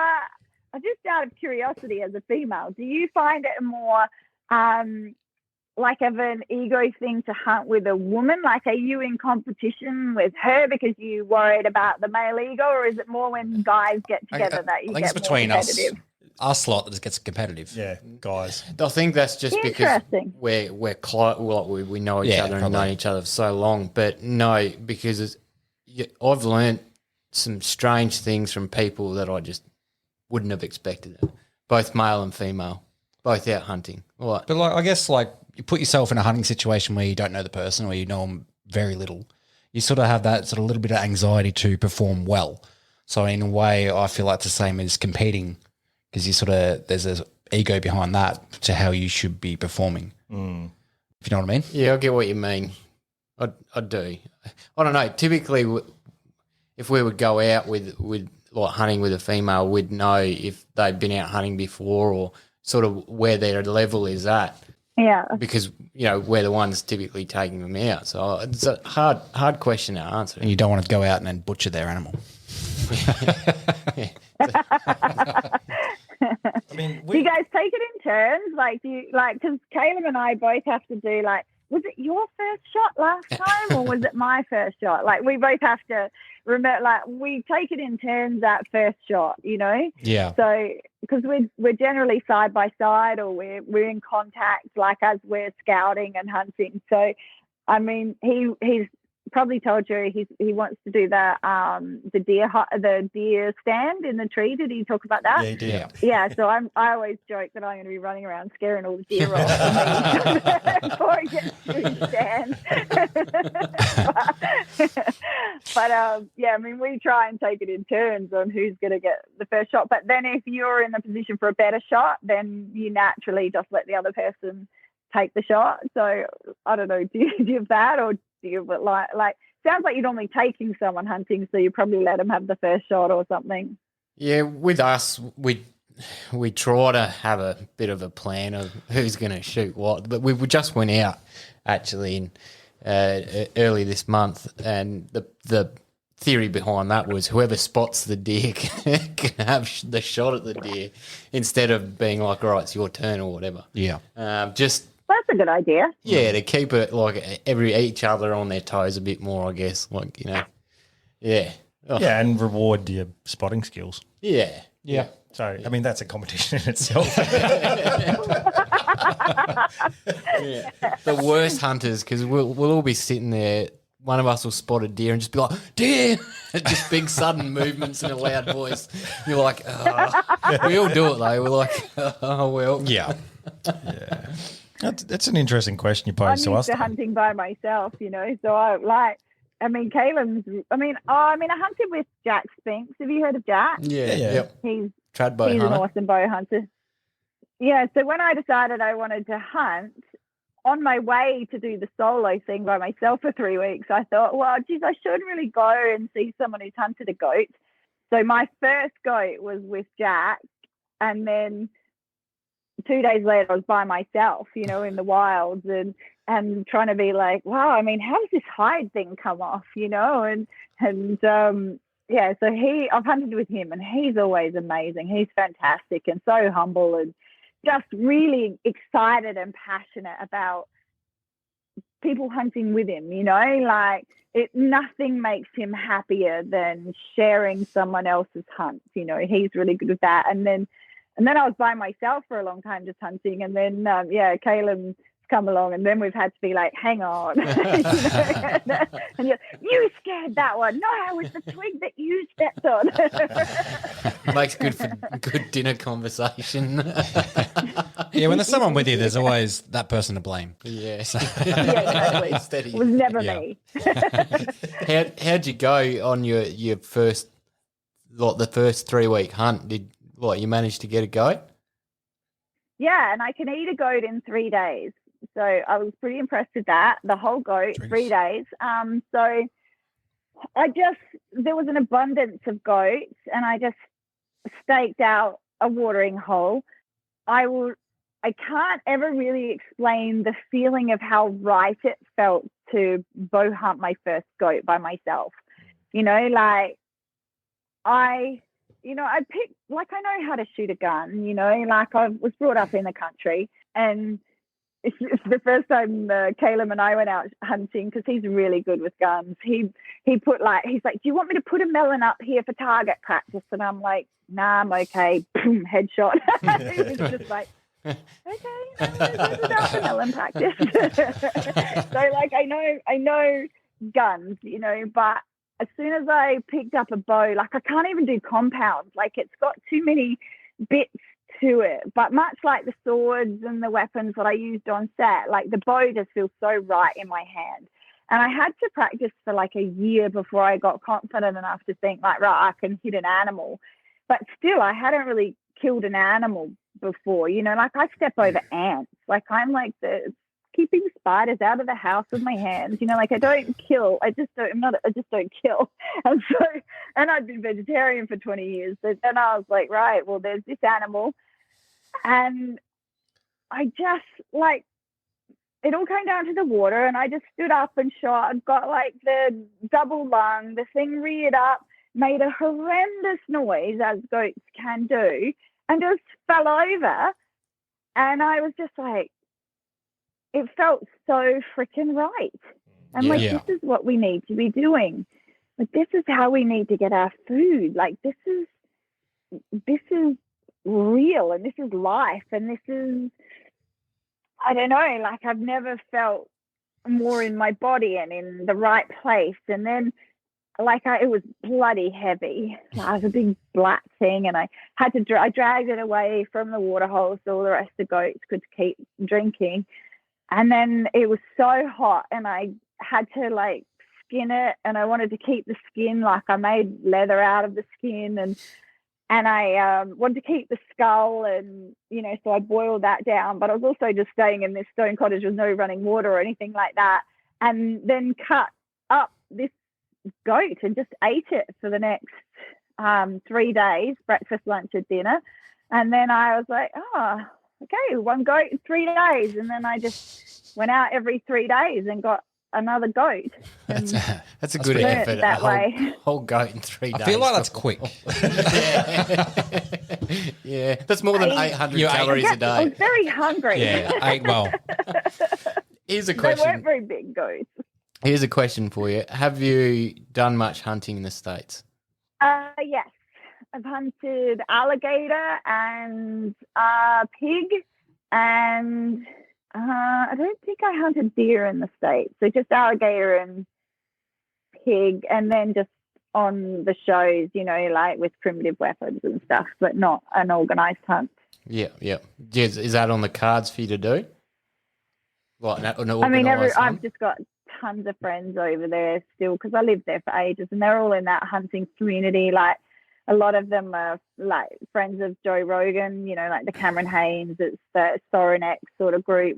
All of that group is my mates over there. So I could do one easily enough. I just sort of haven't got around to it. been poverty. Yeah. That's fair. Yeah, that is fair. Is there a dream hunt and location sort of that you want to do?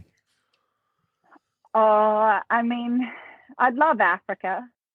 Just, any old buck. I wouldn't want anything special or precious, but I almost did another Naked and Afraid in Africa last year in July, but the girl I was going to go out with, her dad was dying, so she didn't go out. but I would have loved to have gone. They would have let me take my bow, and they just to be living like that, living off the land, and having that real primal connection to the hunts. It would have been amazing. So that, but I mean, every hunt's pretty spectacular.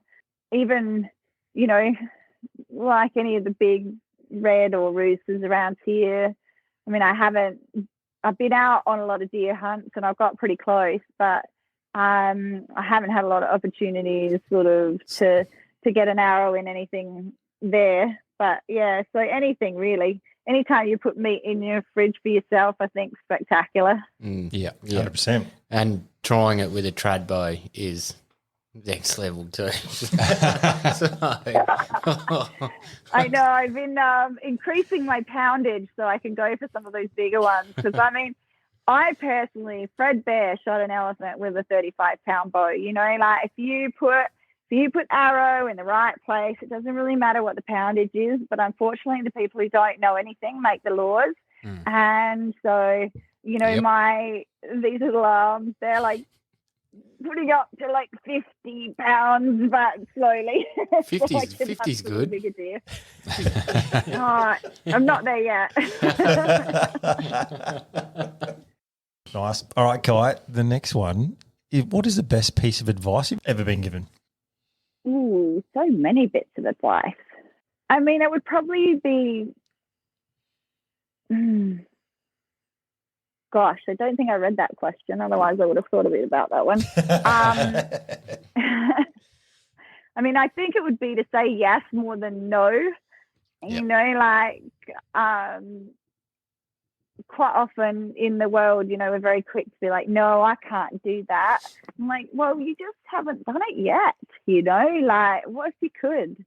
And give it a go. That's probably the best bit of advice I've been given. Quite often we get worried that we're going to look silly or embarrass ourselves or, it's not going to turn out right. But it's like, who cares? Like, what if it doesn't? What if you're not good at it? What if, So I think most of my great adventures have started with me saying yes instead of no when I felt like I wanted to say no. I mean, that's not to say that when someone hands you a bubbly fizzy drink and wants to take you down a dark alley, you're like, yeah. Yeah, let's work it out. Yeah. No, that's fair. That's fair. And I mean, amongst the three of us, Josh is typically the one who's always, yes, let's do it. He's the hype guy. He's like, yep, do it. Let's go. I'm probably the most reserved of the three of us, the sort of, let's weigh up the pros and cons of this before we go there. And it depends on my mood. But I can go either way. You've got to have that person. You just have to have that person in your group of friends that's yes, because they just keep pushing the boundaries of things and you find... of everything. Of everything. But it's good because it keeps us on our toes. Yeah, extend yourself as a person. So it is good. So I do like that, actually. I mean, and quite often, like, someone will come to me and go, like, oh, I've always wanted to do this. And I'm like, well, let's do it next week. And they're like, what? I'm like, well, you've always wanted to do it. What are you doing next week? And they're like, nothing. I'm like, great. Well, this is what we're doing next week. Let's do it. And I've been on quite a few adventures where people have just, like, I've just crossed something massive off someone's list because I'm like, well, I'm not busy. Like, what are we doing? Yeah. What do you need? Let's do it. That definitely shows in your career and your life, I reckon. Just doing it. You've done a lot. Jesus. I know. And I'm just getting started. That's it. Well, we have to say thank you for saying yes to this podcast. That's it. If I can say yes, I will. Awesome. Love it. Sweet. Hey, Ky, what's your most treasured possession? Ooh, my bow and my motorbike for sure. I've got a Yamaha Bolt. It's like a 944cc cruiser. So it looks like the Harley Iron, that sort of look. But I rode the Iron and I was like, oh God, this couldn't go for miles on this, and then I rode the Yamaha version. I'm like, this is my bike. It's just like sleek and smooth. So I lived on my bike for about a year around Australia, a year and a half. And I hunted doing it. So I had like my bow under one leg, like it's not a takedown bow. It's a super grizzly. So I had that under one leg, and I had like arrows across the back, and I had a little bunny rabbit target that I would like use to practice with, and all my camping kit and everything. And then like I went collecting deer antlers. So eventually I had these rooster antler on the back of my bike. That's awesome. It would have looked like an absolute sight. Like if it fell over, there was no way in hell I was picking that thing up. Like it was so heavy. But and it was funny because I was in one of those fires in Rockhampton like 4 or 5 years ago when the whole of Rocky went up, and I'm a survivalist. Never go back into a fire. Nothing is worth your life. But I went back into the fire for my motorbike and my bow. Screw that. These are my prized possessions. Worth dying for. So there's that. Just say yes. Yes, I'll go back to She the asked fire. herself. Would you do that again? Yeah. I don't have a lot in my life, but I've spent everyone tries to get me to switch bows, like try the Black Widow, try this one, try that one. I'm like, this is my bear, Super Grizzly. I will have it until it breaks. I love it. Like I just need one thing, and I'm the same with my bike. I had my bike over in the States with me, and I spent a fortune to ship it back here. I could have bought a used Bolt for the same price, but it's like, no, this is the one I've had since it was brand new, and this is my bow, and yeah, they're probably my two prized possessions. Yeah. Yeah, it's good when you just have like a couple things and you cherish them and look after And them. you know them inside and out kind of thing, yeah. Yeah, especially a bow. Like I imagine that you get personal with it, sort of similar with a rifle. You just Not your personal, Josh. My rifle sort of has little kinks. What? Well, it does. It's just like the trigger pressure and things like. It's just got like little kinks in it. Idiosyncrasies. Mm-hmm. Yeah. I've got confused because you're talking about getting personal with your bow and then kinks. With a treasured possession, you fucking sexual deviant. Jesus. Anyway. Yeah, and the thing with bows is like I don't know if you guys know much about bows, but the length of your arrow and the weight of the tip and the way the type of feathers that you Stop it, Caleb. Now you've gone. But you're right. It's highly personal. I mean, personal preference. I just don't understand how people just switch them out willy-nilly, because I think that you spend so much time tuning certain weapons to certain ammunition, and then suddenly like you're with something else that just takes a while to get back into the swing of that. So yeah, that's why I don't switch out my bow very often. Yeah. Makes sense. It does. I was so annoyed on the last Frozen because on the last Naked and Afraid I did, they gave me a bow, and I think I didn't have my bow with me when I went over there, and they just gave me this random store-bought bow, and it was £50. Like my bow is 35, and I'm like, there's a rabbit there, and I had 3 shots at a rabbit with these arrows that were just bought off the floor with, I don't know. I mean, I'm just so fussy with that stuff, and I couldn't even draw the bow back to full draw or anything like that. It was so tight, and I was just like, and I missed the rabbit by like an inch each time, and I was like, yes, like I can't believe I got that close. Of course, when they replay it back, it looks like I'm just a shit hunter. And I spent so much time online going, it wasn't my bow. Yeah. But if you don't understand those things, you just Yeah, a lot of like people I'm think a shit bow's a hunter. bow. Yeah. Same as they think gun's a gun. Yeah. Yeah. Yeah. Very good. Well, hey, Ky, we've never asked this question of someone who's worked in the industry, but what is your favourite movie? Oh, my favorite movie. I mean, I love the Indiana Joneses, to be honest. Like, the first one's probably my favorite, but you know what I mean? That was when people sort of say, if you could have someone at a dinner party, I'm always like Indiana Jones and MacGyver, like those two. But like the old MacGyver, not the new one. But I mean, I just love the idea of exploring uncharted territories. You know, I mean, we don't really get to do that very often. Like, I don't know if you heard of Elon Musk, like people who were going to get sent to Mars.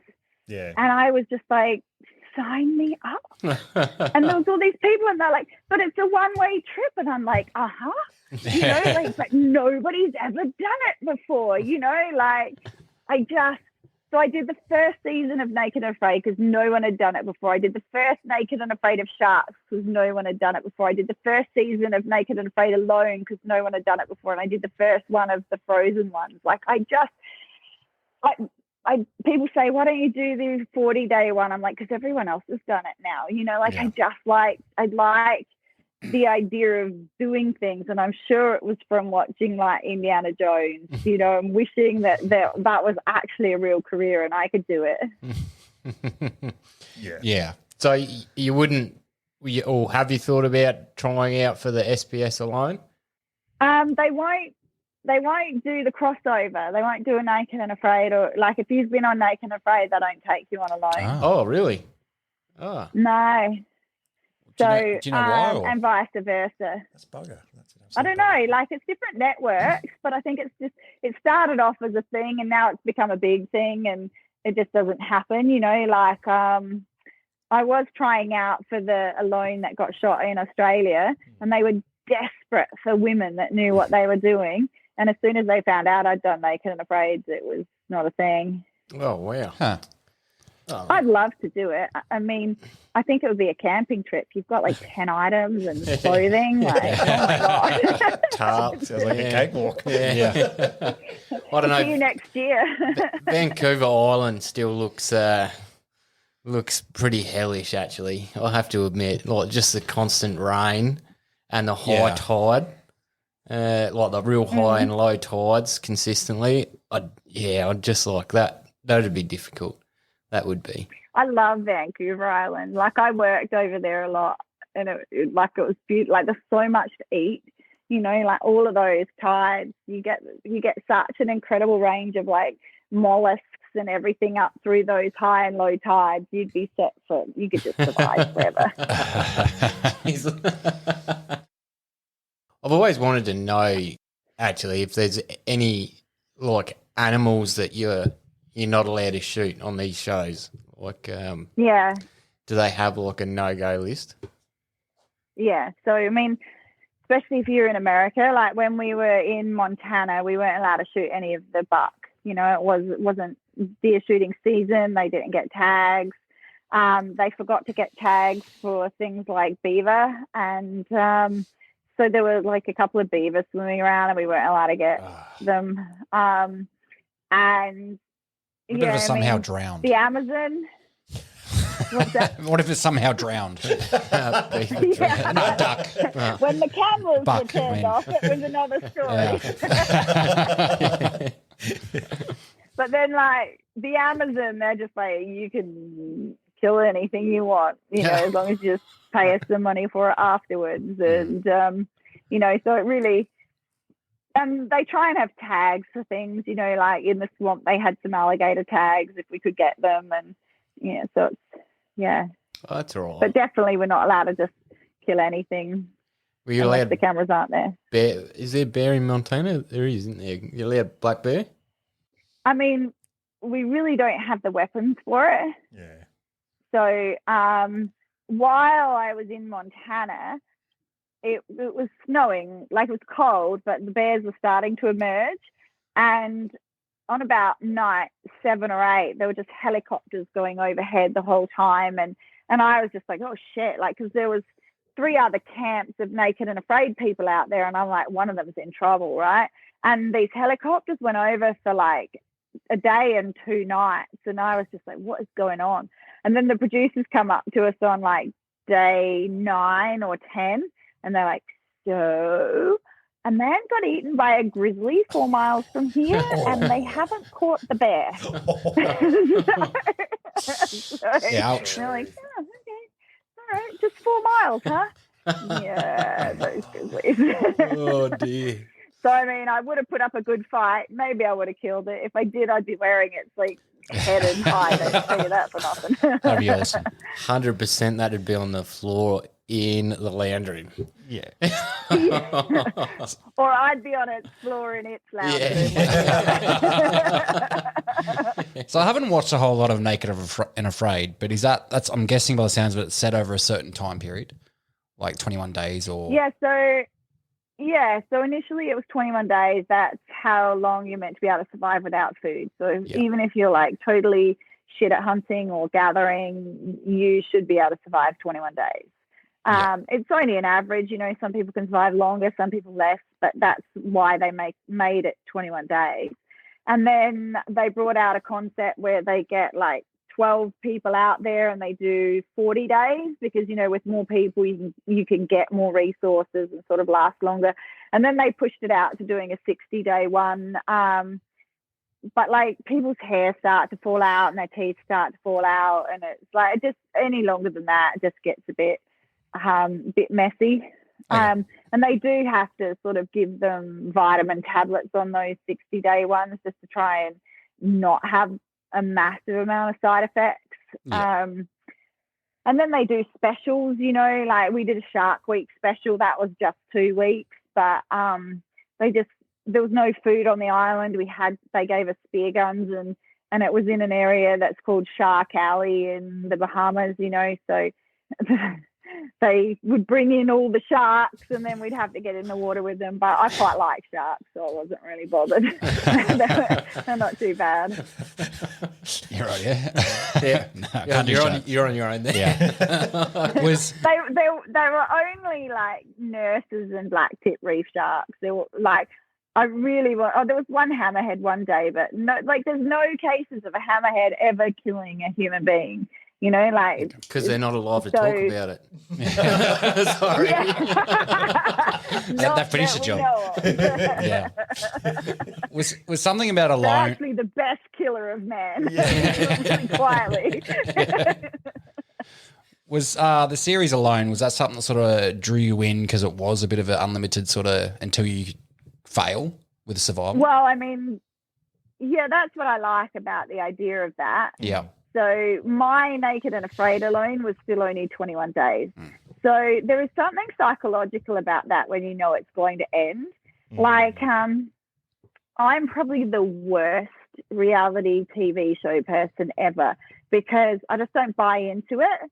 You know, like I know that I have a radio just there that at any time I can be like, I give up, you know, and like within 20 minutes, you know, like if I've been bit by a snake, they can have a helicopter in, you know, with a fairly reasonable time. And, you know, I was on movie sets forever. So I kind of just get in the idea that it's a set, it's another set, it's a long stunt that I'm doing. So I don't buy into the psychology of it so much. Like I'm useless. They have on the Louisiana one, they try to make it look like I'm crying because we're killing an animal, but this animal was making these horrendous noises as we were trying to kill it, and we couldn't kill it for about 10 minutes, couldn't get another spear into it. So I'm in tears because I'm starving. It's like day 18 and this thing's like, and I'm like, killing it. And then they're just like, yeah, no, let's just make it look like she's crying because the animal's being killed.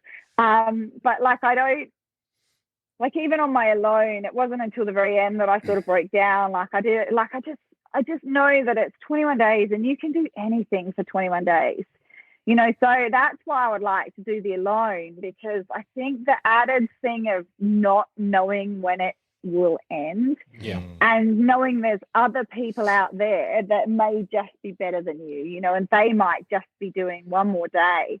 You know, like some of those women, or I don't know if it was women, but some of the competitors that I felt like it was a woman who got tapped and then the winner tapped out like a day later, and if she stayed just one more day she would have won, you know, like, so that like psychological aspect of warring against like the boredom of being out there, because it does get boring. You know, you are rinse and repeat. You're like food, fire, water, shelter, food, fire, water, shelter.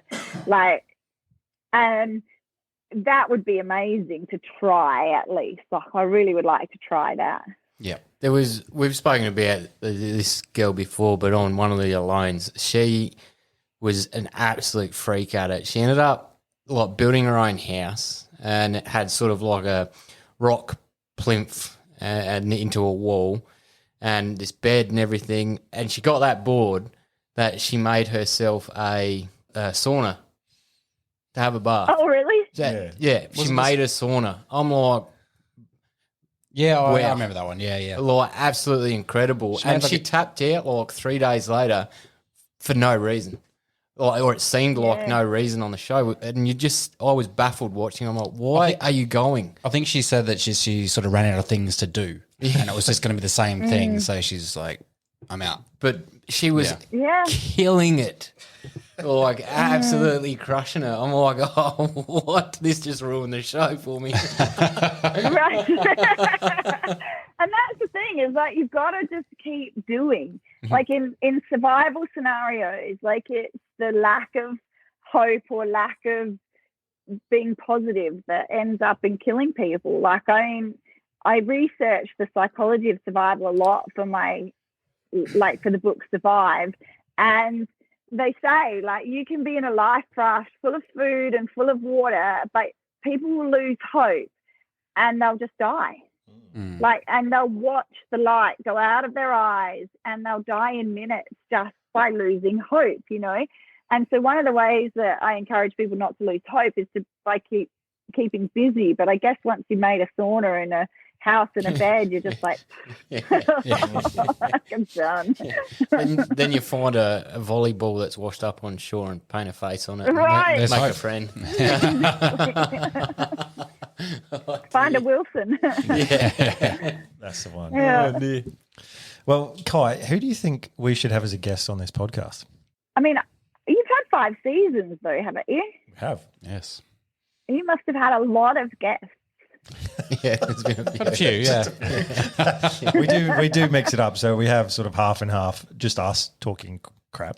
And then we have guests as well. So a bit of both. I mean, have you spoken to, have you had Jack on?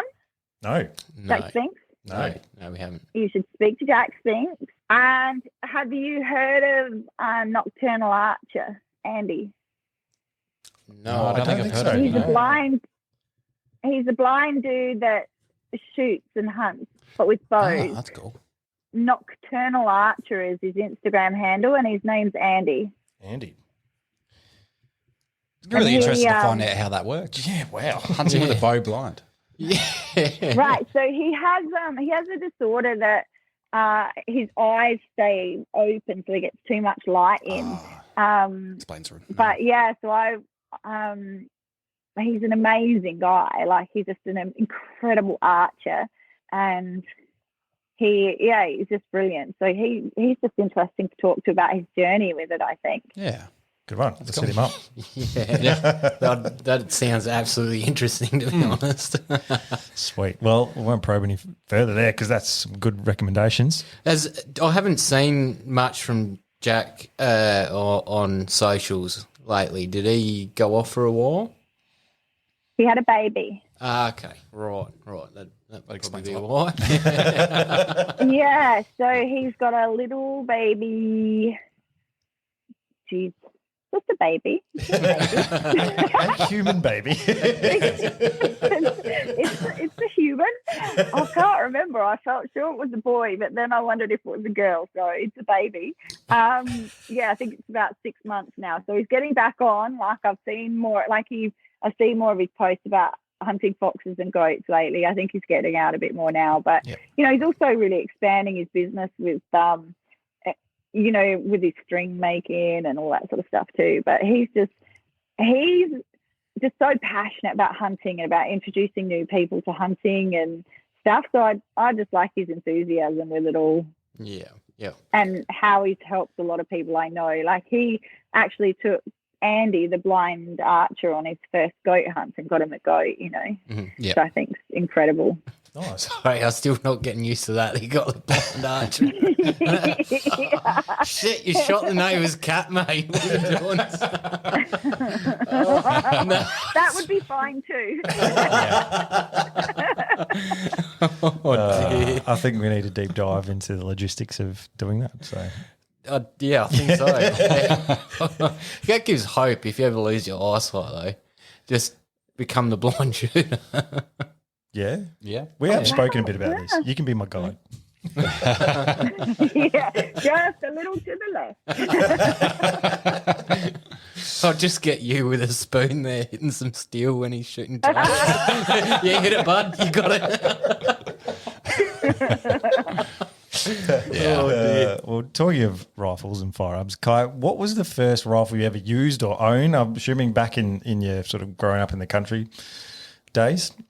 Yeah, I wouldn't know. I'm not like a real technical one on the guns. You know, I'm like, it was a rifle and I pointed it at a fox and shot it. But yeah, like I'm, you know, Caleb's sort of the gun person. And I mean, and it's sad because I've shot some magnificent guns on set, you know, like, and I've been trained by like one guy that trained me, like had Obama on speed dial when it was like, when Obama was the president, you know, like I've been trained by some of the top, like, and for blind spot, we had an FBI, like an FBI consultant there, and we went to the army base at, I think it was in New Jersey, and we got to shoot all these just really cool rifles and things. But me, I'm just like, oh, it's just a gun, and oh, like it's a bigger gun, and a bigger one, and like.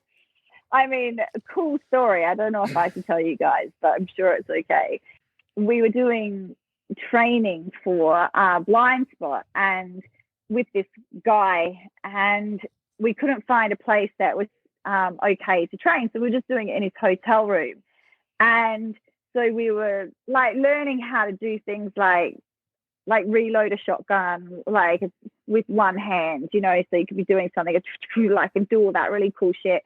And like clear rooms and how to like pretend to fire and then like drop the magazine out and reload really smoothly and all that sort of stuff. Like she had to look like she was a Navy SEAL, so had to look like she knows what she's doing. So we did all this firearm training, and then we were going to do some swimming training because Jamie had lied about knowing how to swim. So she got got a job as a Navy SEAL, and we had to go into swim training for her. So we went into the bathroom in the hotel room to get changed, and I hear this bang, bang, bang, bang, bang on the bathroom door. And I like open the door. I'm like, this policewoman barges in the door.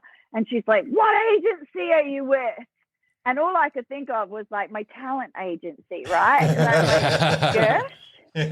And she's like, what agency is that? And she's like yelling in my face. And I'm like, Los Angeles Talent Agency? Like, I don't know. And then her superior comes in and goes, it's okay. Situation's under control. And she left. And we went out into the room. And the guy that had been running our training just showed the guy officer in command some ID, and the officer was like, oh, sorry, sir. Okay, sir. No, okay, sir. Never mind, sir. And like was backing out of the room. And he's like, next time, just let us know, sir. And he walks out of the room, and we found out that a window cleaner had seen us using the gun. They had shut down, this is in New York City. Oh, wow. They had shut down like 4 square blocks of New York City, closed down, and like the hotel had been evacuated, and they'd swarmed up into this room to come and like stop these terrorists. And still the guy got an apology from the officer. Wow. And I'm like, yeah, that's gold. He offered me his phone number, and he's like, if you're ever in any trouble, and I'm like, keep that one in my phone. Bloody hell. I got a question actually about blind spot. How long did it take to get all that tattoo done? So for most takes, we would just get the neck and the sleeves done. So that'd be most days, you notice she's just wearing a t-shirt, and that was an hour and a half just to get arms and neck done. And then there was like a fight sequence in underwear, and I had to get the full body tats, and that was 7 hours. Jeez. 7 hours. So I had to do that. Yeah, had to do that the day before, and then shoot the underwear fight sequence, and then like it took about 2 hours to get it off again. So yeah, an hour and a half extra in makeup, and then an hour to scrub them off at the end of the day. You'd have gotten sick of that pretty quick. Oh, and our skin was like so raw too from all the chemicals, and and they seemed like they would stay on, but if I'm doing a fight sequence where someone's grabbing my arm and twisting and I'm sweating, like then the tattoos would start to come off, and it was such a process. Yeah. I think they ended up getting a suit for the last sort of couple of seasons on that I wasn't working on, but yeah, it was like they would quite often joke about the script writers and how they come up with the concept and then just being like, never again are we doing a tattoo show. It's crazy. Oh, God. Far out, I can't imagine that. You 7 get to know the hours. makeup artist pretty well, I imagine. Yeah. Oh, you do. Yeah. Is it just one makeup artist? Surely it's a That'd be team. team. No, yeah, there's when we just do the arms and neck, it was just one person, and then when it was the full body, I had 3 people working on me, just Still standing took there in 7 my hours. underwear like this, with like people getting. And my body proportions are a little different to Jamie's, and the tattoos have been made for her body, so they're sort of like trying to just like stick it on and get it done. Bloody hell. Kudos to you. I couldn't sit that long in a chair. No. Or stand. And then we had to do hair and makeup on top of that as well. So it was usually like if we had a, 5 a.m. call time, we'd have to be in at 2 a.m. Like it was crazy. Was it a bit nerve-wracking, like sleeping that night with it all on, going, don't fuck it up? Yeah. I put like a full body stocking on and then tried not to move. Yeah. But the funny thing was it was like a really hot day in New York. So after I had the full body thing done, I was going out to dinner, and the way people look at you when you've got a full body of tattoos, they're just like, that poor girl, what has she done with her life? It was not mine. They rub off. It's okay. That would have been entertaining. Yeah, that would have. Yeah. Yeah, definitely. Oh, dear. So, Ky, what projects have you coming up? Any TV shows coming up? Any stunt work? Have you left that now? What's coming up for you? Well, I mean, I wish I could tell you, but I can't. So I have some really cool projects that are sort of on the boil at the moment. Yeah. I've been asked to write. So when Survive came out, they brought out When the Grid Fails and Fire. So I had 3 books come out last year. They've got another one coming out this year, which I'm just sort of finishing off now. And then another one next year, which I have to write. So I like to just sit down and smash them out. So my next 6 weeks is probably just in front of the computer.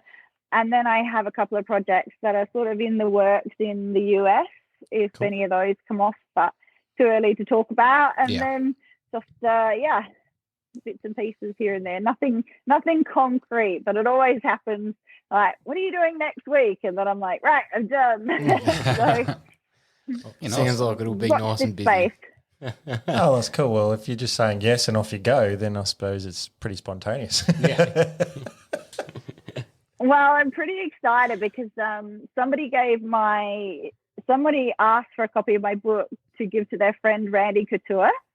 And so I'm pretty excited at the moment that Randy Couture might have a signed copy of my book in the next couple of weeks. But then Randy has had a look at the book and he asked for a copy for his friend Joe Rogan. So I'm like, that's the most exciting thing in my life at the moment. Bloody hell. That's pretty cool. Narrowing the degrees of separation. I like that. Yeah. Yeah. Yeah, definitely. So, I mean, even if he doesn't look at it, knowing that my book might be somewhere given by Randy Couture to Joe Rogan, I think that's, I could die happy tomorrow. That's cool. All right, here's a question. Who's the biggest star you fanboyed out to? fangirl down, Yeah, maybe. fanboy. Same thing.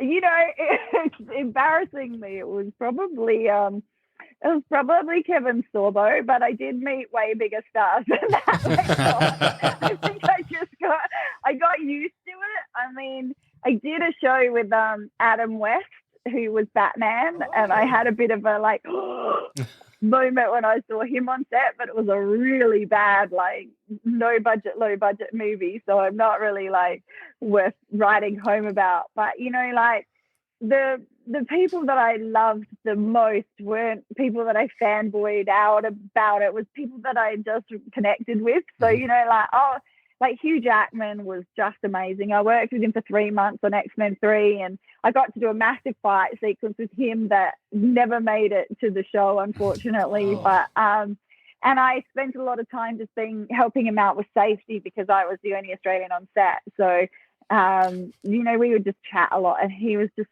such a good bloke. And you know, I mean, I had a moment on Thor where for some reason they didn't bring Jamie out for this walking sequence when they walk up to the frost giants in the beginning.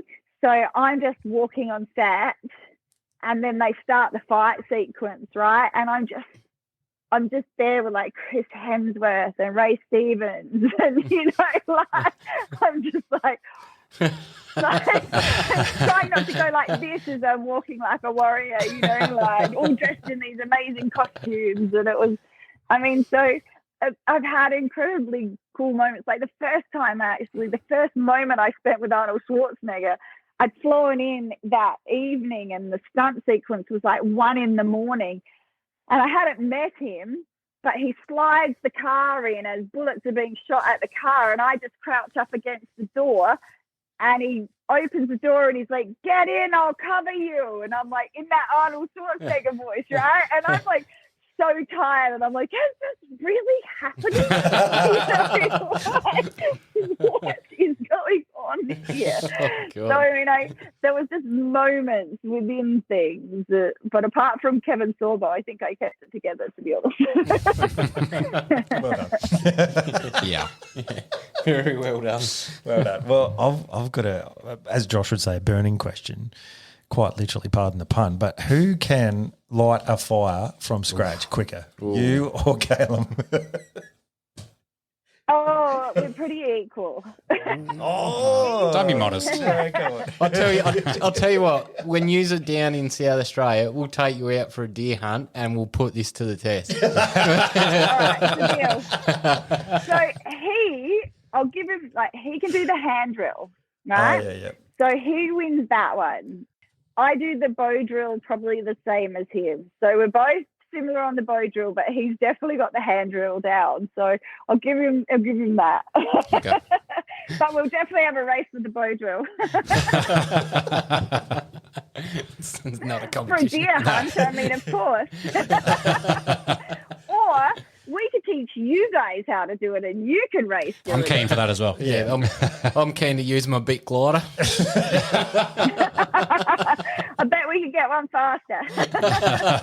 Done. I'll take them odds. Yeah, it's something that I'd like, or we'd all like to learn a bit more. Actually, We should actually just try more as well. Yeah, Just we should have a crack. try more. Yeah. Pay You know, attention. and it's so funny to me because like survival's not a big thing in Australia. Like we do 4-wheel driving, and we should know survival, but we don't even really like Naked and Afraid's not big. Alone is sort of, but we don't watch survival shows as much as Americans, and it is just incredible to me because the space we enter into every time we step out of our cities, and like my book is in Adelaide Archery, but I mean, I haven't really done a push around the hunting stores or anything, but it's like the amount of hunters I speak to, I'm like, "Do you have a first aid kit?" And they're like, "No." Nope. Right? Yeah. Right. You know, and it's like, we are the ones that if anyone's going to get a blunt force trauma, like, accident, it's bloody going to be someone, like, not putting their rifle on carefully enough through the fence, you know, like, or a wild pig coming and gouging and getting our femoral artery. You know, like we are putting ourselves into these constantly dangerous situations. And I had a really funny one. I think I was hunting with Jack, and he said, "Oh, I've been talking to Nick, who makes like some arrowheads or something. Like he's a big hunter, and they just they got some gut bug. They're on a hunting thing, and they got a gut bug, and they've had to go out. And I said, did they drink the water? And he's like, no, they wouldn't have. And then he called me up. He's like, yeah, they drank the water. They said it was fine because it was clear and running. I'm like, it's the fucking water. You know, Wait a second. I've got to clarify this now because This is a perfect topic. I don't purify water when we're out in Vic high country, and we're obviously high. So, you know, fairly high up in elevation. It's running water and it's clear. Would you say that it's at least 85% safe to drink, if not more? You know what? You got a better chance than not, but what you don't know is what's upstream from you. So, like that thing ran through like a swamp. That was literally a swampy sort of thing that ran through. A elk shitting upstream, you know, like I don't know. I just saw like a really horrific video of some parasite coming out of a deer's bum, and it was like into the running water stream, and I'm like, oh god, you know, like so basically 90% of the world's groundwater is polluted. So you have a 1 in 10 chance of the water you're drinking being safe, but you have a 9 in 10 chance of it not. So, you know. It tasted nice. Do you take those odds? Yeah. It tasted. There you go. Yeah, I don't know. All right, so if you found a spring coming out the side of a mountain or something, you'd be all right? You know, again, just boil it. Odds than not. Everything. But springs come from caverns, come from things that fall down into caverns. You know, like, look, if I was dying, I didn't have anything else, I'd take the chance. If I have something else, I'll purify water every single time.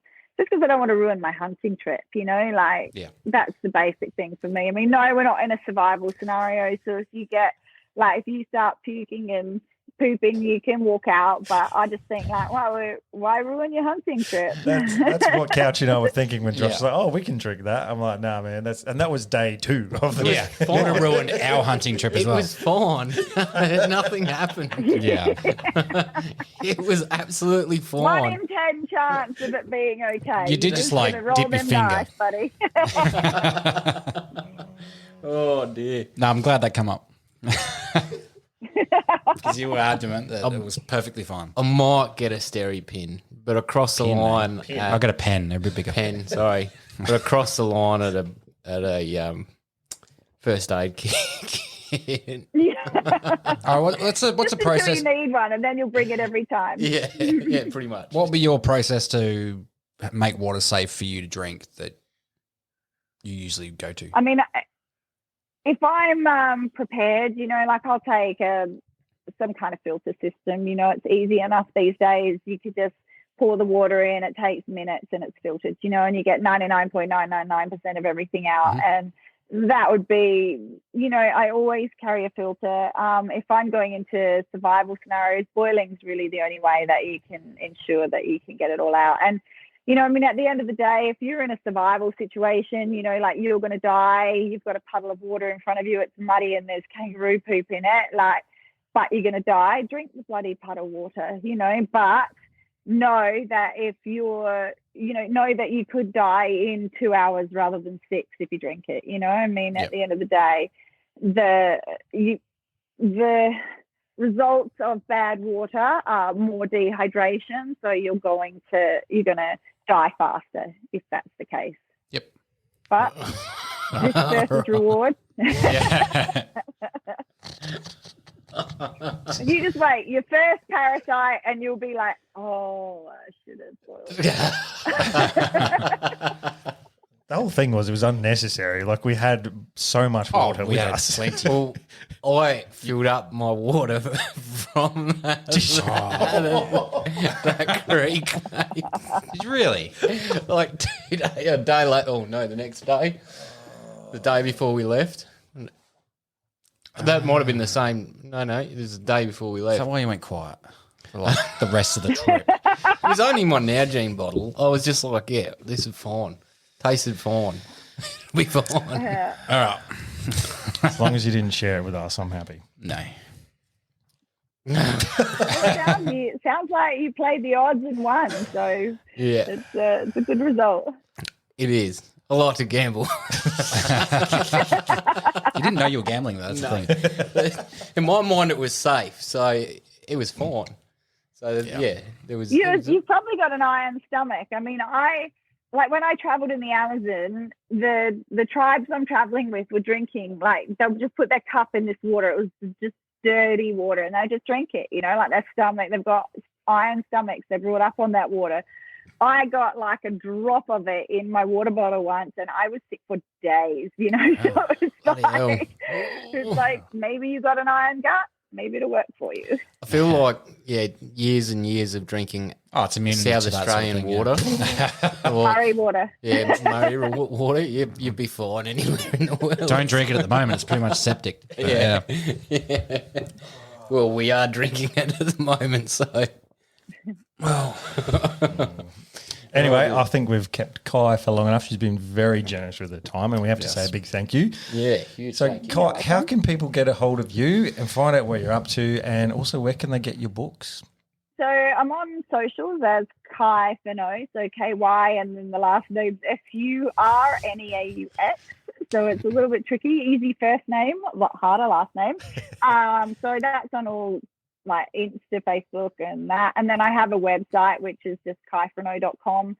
I have a shop there that you can buy autographed copies of my books if you want. But other than that, you can just pick them up online through most sort of online bookstores at this stage. I think Patagonia is looking at stocking them sort of sometime soon, and you'll be able to get them from outdoor stores. But my publishers are sort of just switching agencies in Australia, so it might take a bit of time. Best to order them online. Fair enough. Easy. Sounds like a plan. Well, everyone get out there and check them out because I'm sure they're a good read. I haven't personally read them, so. The rut's coming up, so there'll be a bit of downtime during the day to read a book, actually. So Get that updated SAS Guide to Survival. It's 650 pages, so even though I should be recommending it, just use it as a resource book. Don't worry about reading it from cover to cover. you say 650. 150. Okay, that's good. You've never read a 650 page book in your life. It's like a Harry Potter or something. Catchy's brain just broke. Bit of a Game of Thrones. Yeah, is that a 16-part series? Or? Yeah. Look, I had a lot to say. Very good. Well, Ky, it's been awesome getting to know you and hearing your story and learning a bit from you as well. So, And once again, if you and Caleb are down in South Australia, we're happy to take you out for a hunt. Yeah, Come sure. Sounds amazing. We'll Come definitely get down there. Yeah. awesome. Easy. All right, well, we'll leave it there. Hope you All right. enjoyed the episode. Thanks to Ky. Thank you. Thank you. Awesome. All right, catch you next week. Catch you guys. Gotcha. That was.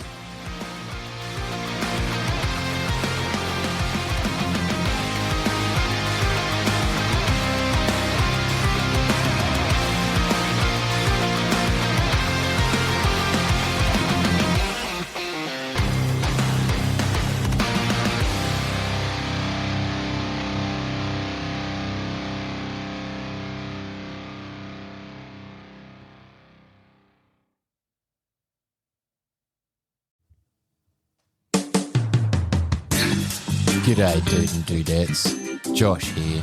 Do you find it hard to keep your long, hard barrels free from gun STDs? Maybe you need a clean out of your bore. If this is you, jump on over to highcaliber.com.au and use the promo code SENDITMATE to receive a 10% discount on all your gun cleaning needs. And remember, it's sexy to support Australian-made products. Everyone here at Send It Mate uses High Caliber, and we can promise you that it'll keep your firearms free from those pesky gun STDs.